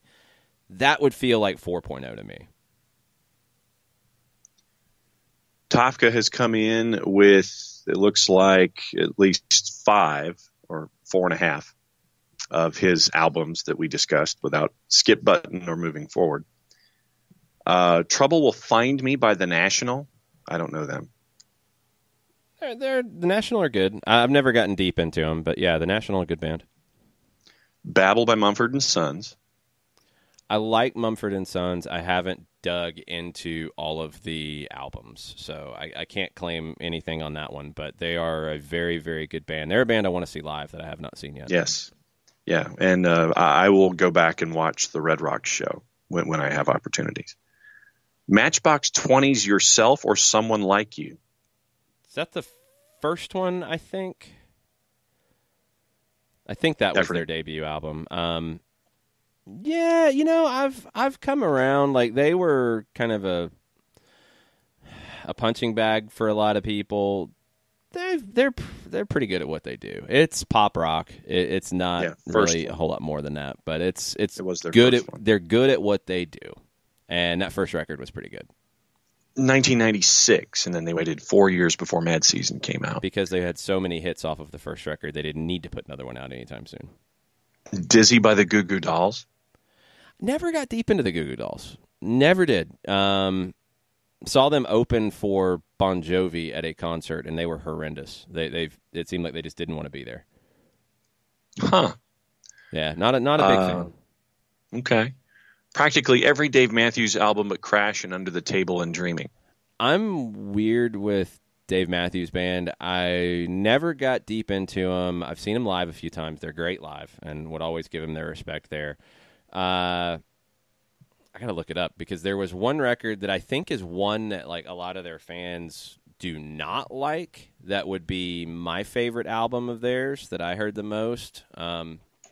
I am efforting right now because it was an album that came out when I was working in music retail, and it was one that I had a chance to hear a lot, and I really liked it. I think it's a little slower than most of their stuff. Busted Stuff. That was the one that I really, really liked, and Grace Is Gone is one of my all-time favorite songs. Okay. I mean, I like Dave Matthews, but I like their live material, especially when they will show off the virtuosity of each of the individual members. Yeah. Give me a 14-minute song where they really can show off, and I will reference their listener-supported show that was released for PBS affiliates. And there is some tremendous virtuosity that was involved in that performance. So that to me is one of the ones that always sticks with me because it was at I think it was at John Paul Jones Arena on the campus of UVA. It was where that one was taped, and so that's one of their fantastic shows. But individual albums, I'm not necessarily going to dive into and sit there and know them backwards, forwards, and upside down. Yeah, they're more of a live act to me than an album act. Yeah. And Nick Alifi has brought in a Tuesday Thought over Arsenal confirming that Mkhitaryan will miss the Europa League final in Baku, Azerbaijan, due to safety fears over the Armenian star not being able to be in the country and be safe. So he's going to miss the final because of the conflict between the Armenians and the Azerbaijani. Ridiculous. If you can't guarantee every player's safety, then you should not be hosting a major final. 100%. It's an embarrassment for the Europa League final. It's an embarrassment for UEFA that this is the situation that you're facing. Quoting Arsenal, we've thoroughly explored all the options for Mickey to be a part of the squad, but after discussing this with Mickey and his family, we've collectively agreed he will not be in our traveling party. We've written to UEFA expressing our deep concerns about the situation. Mickey's been a key player in our run to the final, so this is a big loss for us from a team perspective. Also very sad that a player will miss out on a major European final in circumstances such as this, as it is something that comes along very rarely in a footballer's career. Mickey will continue to be a part of our preps until we depart for Baku at the weekend. It is an embarrassment. There's just no other way around it. Baku should not be hosting the Europa League final. It's just that simple. And let's see, I think we are. Okay, Michael Head is saying, go see Mumford & Sons. Just saw him at State Farm. The new album, Delta, is awesome. # Tuesday music thoughts. Cool. I will check that out. I'm in. Yeah, that's one I need to add. I will listen to that on the flight to Salt Lake City. I've been pulling albums out here lately and listening to records on the flight and listening to albums as a whole, as opposed to doing playlists and what have you. The art of the album is becoming a lost art. To do an album that has a theme and all makes sense from start to back and you don't skip and all those types of things, rather than just a collection of songs.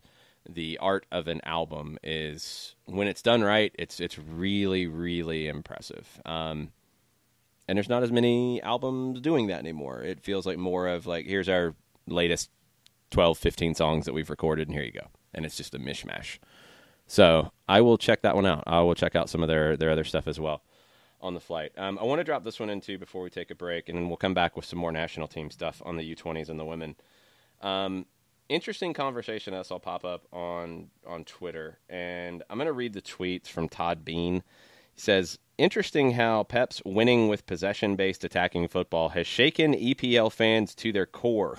It's like the last citadel of, quote, blast and bash football has fallen, and they are angrily clinging to a game they once knew. And not talking about financial fair play or any of that, but talking about the style. There's a couple of quotes from a Guardian article that are, in my opinion, shocking. And see, I don't know what the American style is, but there's definitely echoes of this from some folks, and I think it's people who are heavily influenced by the English game. This was from an article talking about Liverpool's win over Barcelona, and they said, but talk also of Barcelona's impotence in the maelstrom of the familiarity of their problems, and conversely of the way in which Jurgen Klopp has resurrected the great historical virtue of English football, its power. And then, going on, I'm just going to read this one, and we're going to go to break, because I'm probably going to need a minute. The tyranny of the pass, inspired by Guardiola at Barca, is over, and football has returned to a more hybrid form, one in which technique needs to be matched by physique. Even Guardiola has adapted his approach to an extent. As he promised on his arrival, Klopp has returned English football to the English. Let that one marinate for a minute. We'll take a break. Be right back after this. As a business owner, you know that every year brings new challenges and opportunities. The success of your business demands expertise and focus. And Country Financial can help you keep that focus by helping ensure you have the right insurance protection in place to meet your goals. Jason Wright can help you create a customized insurance plan that has coverages designed just for your business. Give Jason a call at 678-568-6871 or reach him on Facebook at Jason Wright Agency. Coverages vary by state. Policies issued by Country Mutual Insurance Company, Bloomington, Illinois.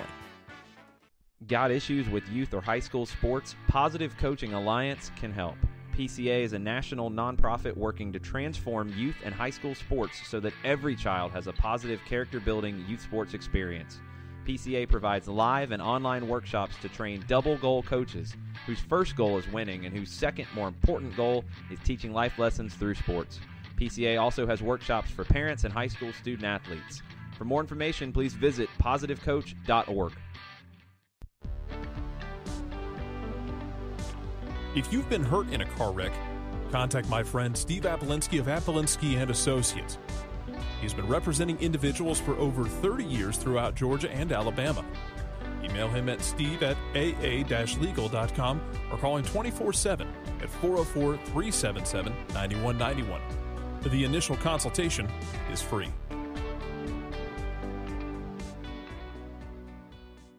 I adopted Bento in 2010 from a shelter. This cat makes me make art. He's always motivating me to draw pictures of him. He just is motivating artistically. He's my best friend, but a lot of people know him as Keyboard Cat. Keyboard Cat, YouTube star and shelter pet. Amazing adoption stories start in shelters. Start yours today. Visit theshelterpetproject.org to find a pet near you. Brought to you by Maddie's Fund, the Humane Society of the United States, and the Ad Council.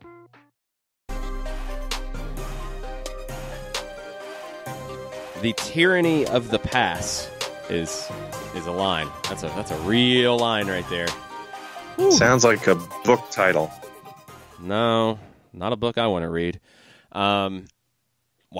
Okay, that threw me for a loop. Sorry, I had to throw that in because I saw that pop up and my head was spinning and my eyes were rolling and my head was hurting and it was just craziness. That's how some people see the game. Others see it different ways. That's the beauty of soccer. And it's really interesting when you hear some of the conversation around Atlanta United and definitely the way that they're playing this year to see who's saying what and where their touchstones are and how you view the game. And that's, I think, the biggest thing about this from an American soccer perspective is I don't know what the American viewpoint is of how soccer should be played. I don't think there is one. The English generally play like the English. The Germans generally play like the Germans. Now the Spanish generally play like the Spanish. The Italians play like the Italians. There are touchstones. Doesn't mean they always do it. Doesn't mean there aren't managers who come along to those national teams or in those leagues and do things a little differently. But in the United States, you've got so many different influences that you've got one group over here that looks at it this way, one group over here that looks at it this way, one group over here that looks at it this way. There's not like a American way of soccering. It's not there. It doesn't exist. So that's something I think Ernie Stewart and Greg Berhalter are wanting to establish, and we'll see if they can do that, and we'll see how well it is received. And I hope nobody writes about the tyranny of the pass when it comes to Greg Berhalter and the U.S. men's national team, because that's a line right there.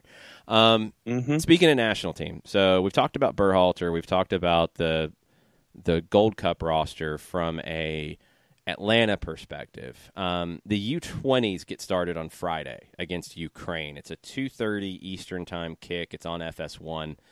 Tab Ramos's group goes in. They really want to win their group because if they do, they will face a third-place team qualifier in the round of 16. Pretty good matchup. If they come in second, they're probably going to play France in the round of 16. France is one of the tournament's favorites. Not what you want in the round of 16. So getting out to a good start in group play against Ukraine on Friday is essential. Tab system, they generally play a 4-3-3. It's pressing. It's a lot of energy. It's been a little different from Greg Berhalter. Not dramatically. I mean, there's definitely similarities. I wonder if Tab's system for the World Cup will be a little closer to Berhalter's now that Berhalter's fully in place and everything is starting to become integrated. We'll have to wait and see on that one. But this is the most talented U20 group the United States has ever had. There's other countries that have their most talented groups, but this is a group that I think has some expectations. They have to get out of group play. Not getting out of group play would be a failure. And if they don't win the group, you're potentially looking at a failure because then you're going to have to pull an upset against France in the round of 16 if their tournament goes the way you expect. So what is success for you with the U20 World Cup team, John? Well, I mean, obviously getting out of group. I want them to win group, and I'm looking for avoiding France as much as possible. So please win group, please win group, please win group. And for me, I would say, obviously, getting into knockout, give me 1 or 2 wins in knockout going forward. And then, obviously, at some point, we're going to have to face France. My guess is that would be, a semifinal? No, you're talking if everything goes the way you're looking? No, you're talking about brackets now. Things change. France, there's plenty of other teams in the tournament. Like, France is not the biggest, scariest team. It's just because they would be who you'd play in the round of 16 if you come in second. That's the only reason we're talking about France. There's plenty of scary teams. That's why, for me, the goal is to win the group. The goal is to win the group, and then you have a very winnable game in the round of 16. Anything beyond that's gravy. The U20 World Cup, like, winning it would be great. It doesn't mean you're going to win a full World Cup the next time around. That's where I think the goals here are twofold.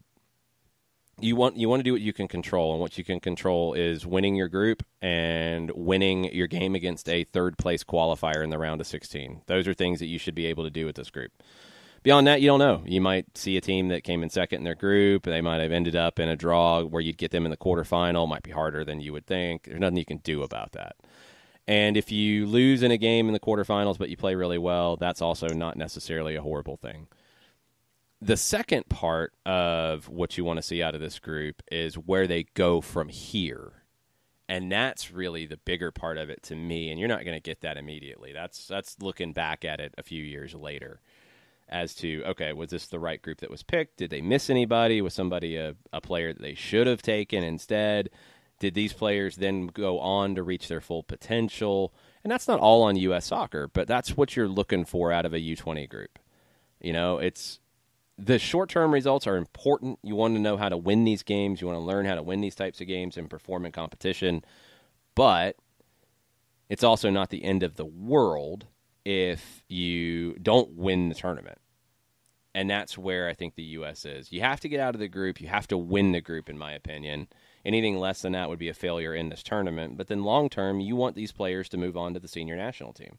And you want them to go on to have long club careers. And that's what you're hoping for. And for me, the point that you made about Tab Ramos, and the system being closer to what Greg Berhalter's looking for, I want to see that track, and I want to see if that's going to be what it looks like, and how those guys are grasping that notion of what Greg Berhalter wants. So that for me is number 2. So other than please win group, please win group, please win group, I want it to be a closer representation of what Greg Berhalter wants with the national team, and see what it looks like with the U20s. Yeah, because it'll just help for sure when you make that step up. Other U20 teams to keep an eye on from an Atlanta perspective, Wesley Dacas and Honduras, they start on Friday at noon against New Zealand. Guillermo Benitez in Panama, they play Mali on Saturday at noon. Ezequiel Barco in Argentina play South Africa on Saturday at 2:30. Argentina would be considered one of the tournament's top contenders. Honduras and Panama, if they get out of group play, that's a big accomplishment for them if they can pull that off. And you just hope that Dacas, Benitez, Barco all play significant minutes and all perform really well. That's what you're looking for from an Atlanta perspective. Yep. Yeah, look, and I want to see how Dacas and Benitez are, how they look on the international stage. And obviously, a lot of folks are looking at Barco, and with what his anticipation level is, I guess, probably for lack of a better phrase, when it comes to what you're looking at from Barco, you really want to see the three of them do well. But I know that a lot of folks have spot shadowed Barco with what he can do with Argentina, what they hope he can do with Argentina anyway. Well, and just the key role he could be playing with Argentina. I mean, that's I think the bigger part of the conversation. You know, it's hard to tell where Dacas and Benitez fit in with Honduras and Panama, but you could have an Atlanta United key player playing a very key role with a top U20 team that's won the tournament more often than anybody else in the world. That's a big deal. And if Barco performs well, then you're in a great, great spot.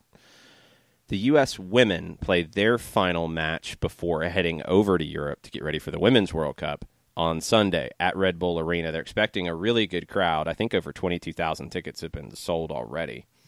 Sounds right. You're talking about a match here with Mexico. Mexico did not qualify for the Women's World Cup, so again, it's not the greatest of competition. Last match, the U.S. women beat New Zealand 5-0, which was a game that was the type of result that you would expect. Still, really, there's questions. There's no real answers as of yet about the U.S. women, and you're not going to get them until probably the Sweden match, the third match of group stage. But things are moving along. Nobody's been hurt yet. You're in a pretty good spot so far, and hopefully the occasion is a big one and a good one on Sunday at Red Bull Arena for the U.S. women. Yeah, and obviously for me, I've got a lot of questions, and the first two matches we've looked at and think that when it gets to Women's World Cup that there shouldn't be any issues with that. But then you get to the third match, and then from there on, those are when the questions I think that we all have will be at least better addressed in a short-term game-by-game look. But I'm glad that the send-off is shaping up to be what it is right now, and the fact that there are at least going to be 22,000 there for me. That's the way it should be. Looking forward to seeing what the crowd is and the reception that they're going to get as they head overseas. But good on the fans for wanting to show up for that last match, and I'm glad that there's at least 22,000 going to be in the building.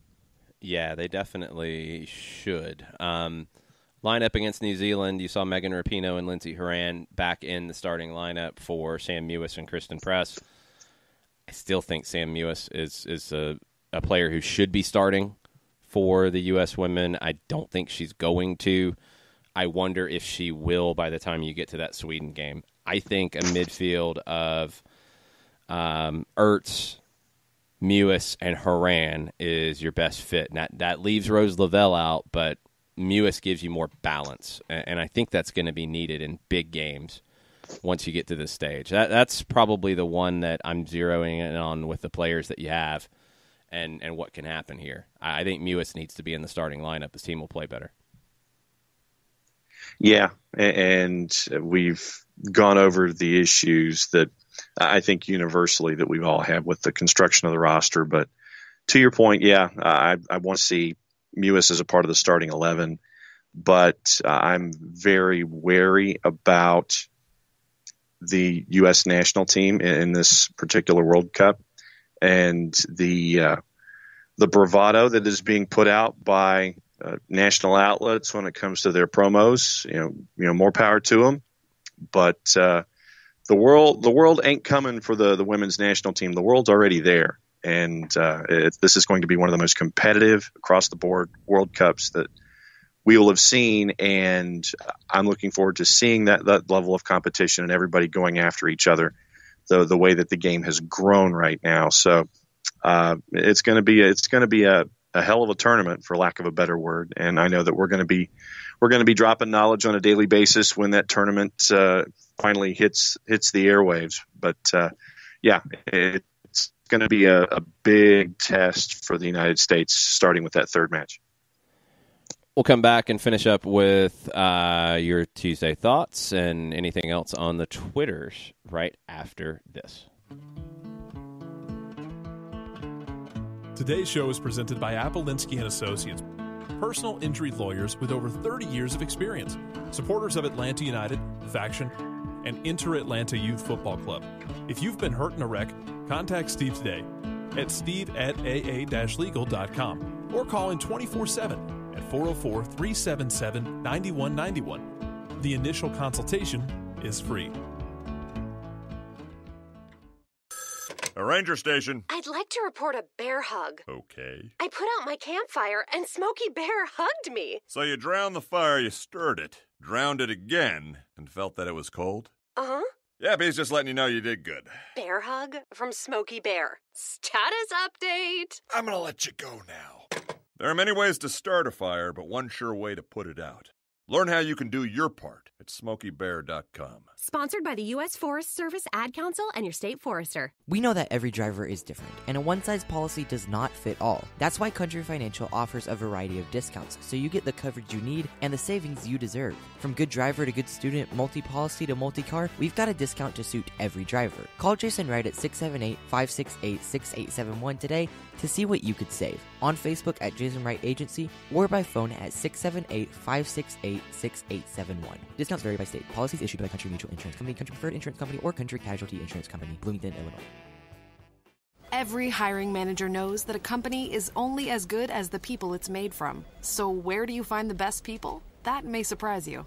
Meet the grads of life. Young adults of unique determination and experience. An ideal fit for your company in an entry-level position, internship, or even mentorship. They might not have every qualification you typically look for, but they're exactly who your company needs. This is talent worth knowing about. Go to gradsoflife.org to learn how to find, cultivate, and train this great pool of untapped talent. Brought to you by the Ad Council and gradsoflife.org.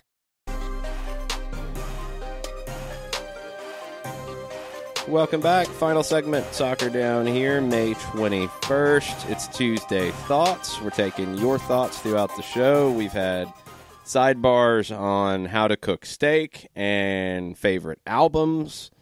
Who knows what else will happen? What else do we have on the Twitters?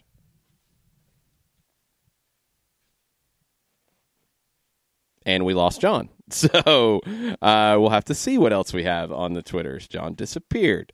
All right. Let me go ahead and start with this one from Trains, even though he put Wall Pass Wednesday. We'll go ahead and knock it out now. So Trains tweeted after the game on Sunday, please explain why you don't think Red Bull New York is the best organization in the league. They had one designated player on the field and second-round draft pick scored the game winner. No other team does more with less. First off, I didn't say they were a bad organization. I've never said that. And I don't know why words are being put in my mouth that I'm not necessarily saying. All right, we have John back now. Hello. Hello. We are talking about Trains' tweet. So Trains wanted me to explain why I don't think Red Bull is the best organization in the league. I never said they weren't, first off. I never said they were a bad organization. I have given Red Bulls a ton of credit. I don't understand what the obsession with Red Bulls is for an Atlanta season ticket holder, but I get the gimmick. Have fun with it. Do your thing. I just get a little frustrated when things like this are put out there, like I'm saying they're a bad organization. Never said that.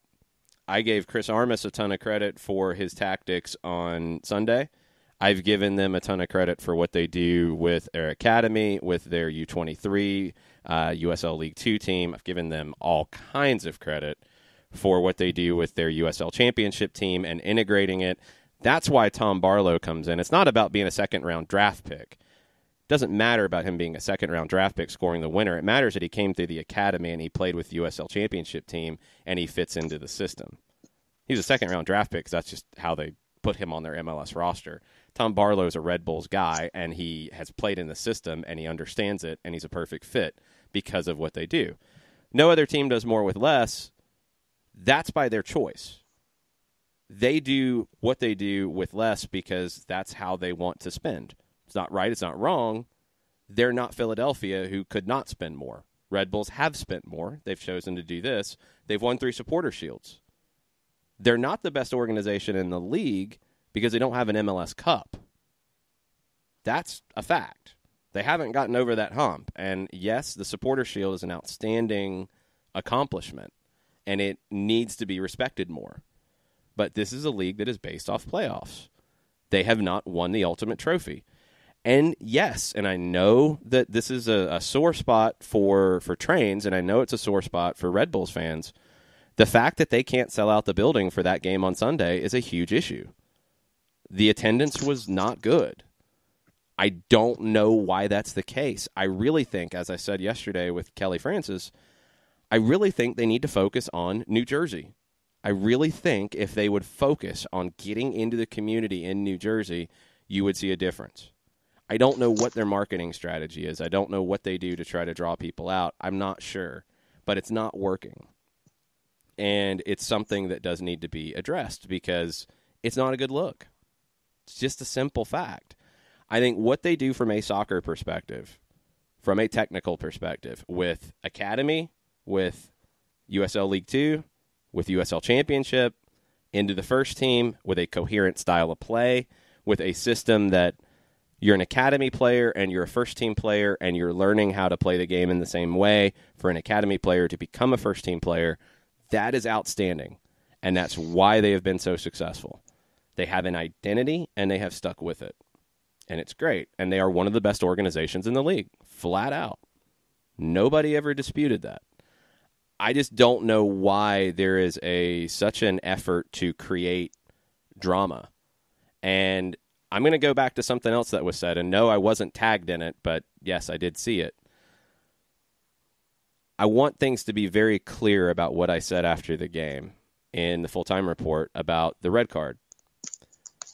The New York Red Bulls were struggling in that match after the first 5-10 minutes when their press was very good. When Atlanta decided to play over the top and play more direct, the Red Bulls were stuck in between dropping and defending or pressing. And they were really starting to struggle, and Atlanta was starting to create chances. I did not say that the red card made the game easier. I did not say that, that means Atlanta's going to have it harder because they have a man advantage. What I said is that it simplified things for the Red Bulls. Because they didn't have to think about, do we press, do we not press, do we drop, It's, we're going to defend with 10, and we're going to drop and defend 2 lines of 4, and we're going to look to counter. And Chris Armas nailed it. Nailed it with the system, nailed it with the personnel, nailed it with the execution from the players. He did a great job. But to say that and then to try to put something out there that I said something else, that's frustrating. Because we talk about what everybody has to say on the show, and we bring up everybody, whether you trash us or not. If you disagree, no problem at all.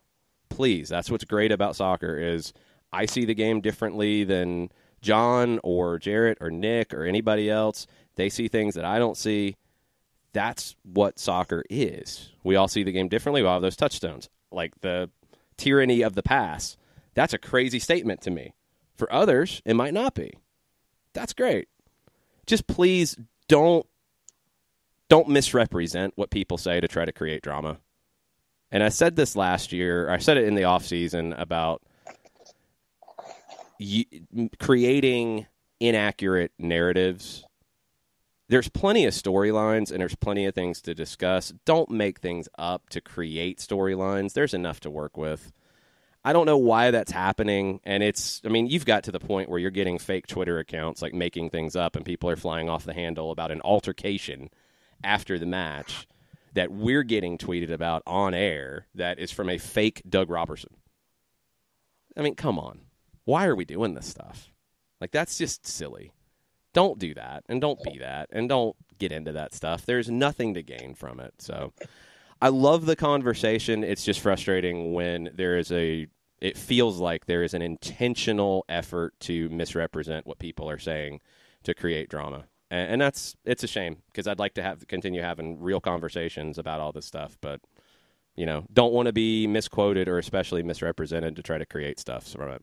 The Red Bulls have one of the best organizations in the league flat out. They need an MLS Cup, and they need to fix their marketing because they need to draw more people into the building. Those things are facts. But they have one of the best organizations in the league. They have one of the best soccer identities in the league that works from a developmental standpoint, works for their first team to where designated players don't matter. It's not about individual talent lifting them. It's about a system. Second-round draft picks can fit into it.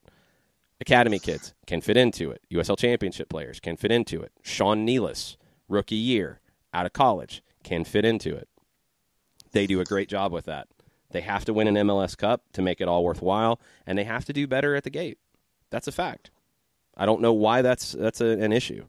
Those are things, if they do those things, they become the best organization in the league, flat out. I don't know who the best organization in the league is right now. Across the board. There's nobody who is winning MLS Cup every year, who is producing a ton of professionals every year, who is drawing the best crowds every year. Nobody's hitting all of those things year after year after year. Atlanta had a great year in 2018. Atlanta's not even 3 years old yet. I think best organization in the league is something that's decided over time.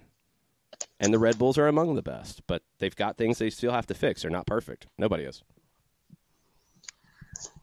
I mean, how many times have we talked about John Wolyniec and what he's been a part of with Red Bulls too? And one of the most underrated you and people I, in the league. Yeah.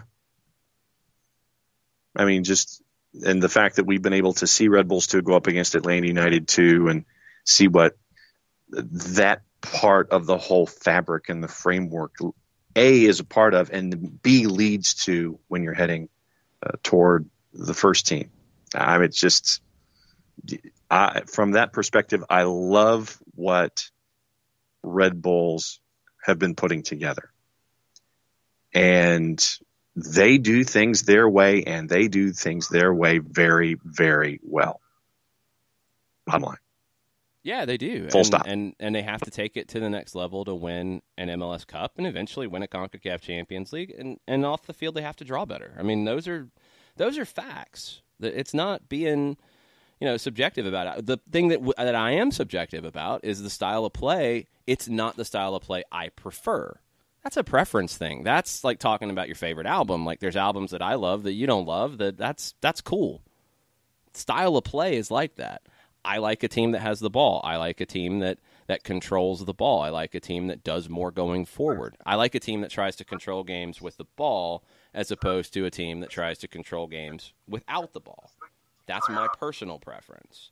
But I would never say that they're a bad organization because of that, because their style allows them to develop players, I think, in a little bit easier way, and they can fit into the Red Bull style. Now, the question is, with the players that they develop, if they don't make it to the Red Bulls first team, are they prepared to go play in other places? And that's something we'll see over time. That's not the Red Bulls' goal, but that's a question that we'll see over time. I love having these conversations. I don't love drama. If we can have conversations, I'm all about it. And let's continue to do that. Speaking of conversations, I think we have two more for the end of the show. And I maintain that this is not bad. It's very humbling. Daniel Price, is it bad that I have now memorized every commercial and in what order they play and the ones that specifically come on prior to y'all coming back live? ? #random Tuesday thoughts. It's bad because it means I need to refresh our commercials. Okay. I look at it as he knows that when he's doing stuff in the microwave, he's got 30 seconds to come back to listen. And the fact that Daniel listens as much as you do, it's very humbling. Yes, that's awesome. But I Jim will Lepp, refresh the commercials soon. Jim Lepp says, for those of us with a few more trips around the sun, his albums must listen to beginning to end, no skip. Roxy Music Avalon, agree. David Bowie, Rise and Fall of Ziggy Stardust, as well as Let's Dance. Then the Talking Heads, Speaking in Tongues, while I generally eschew best ofs, Bob Marley and the Wailers, Legend. Yeah, best ofs are in a different category. You can't put a best of or a live album as a best album. They're separate.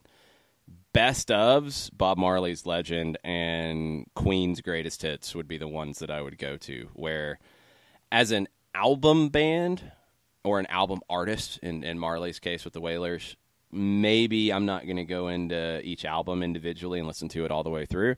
But from a greatest hits perspective over a long period of time, yeah, those are the two greatest hits that I would go to, no questions asked. So with those in the barn for today, I think we are officially caught up, sir.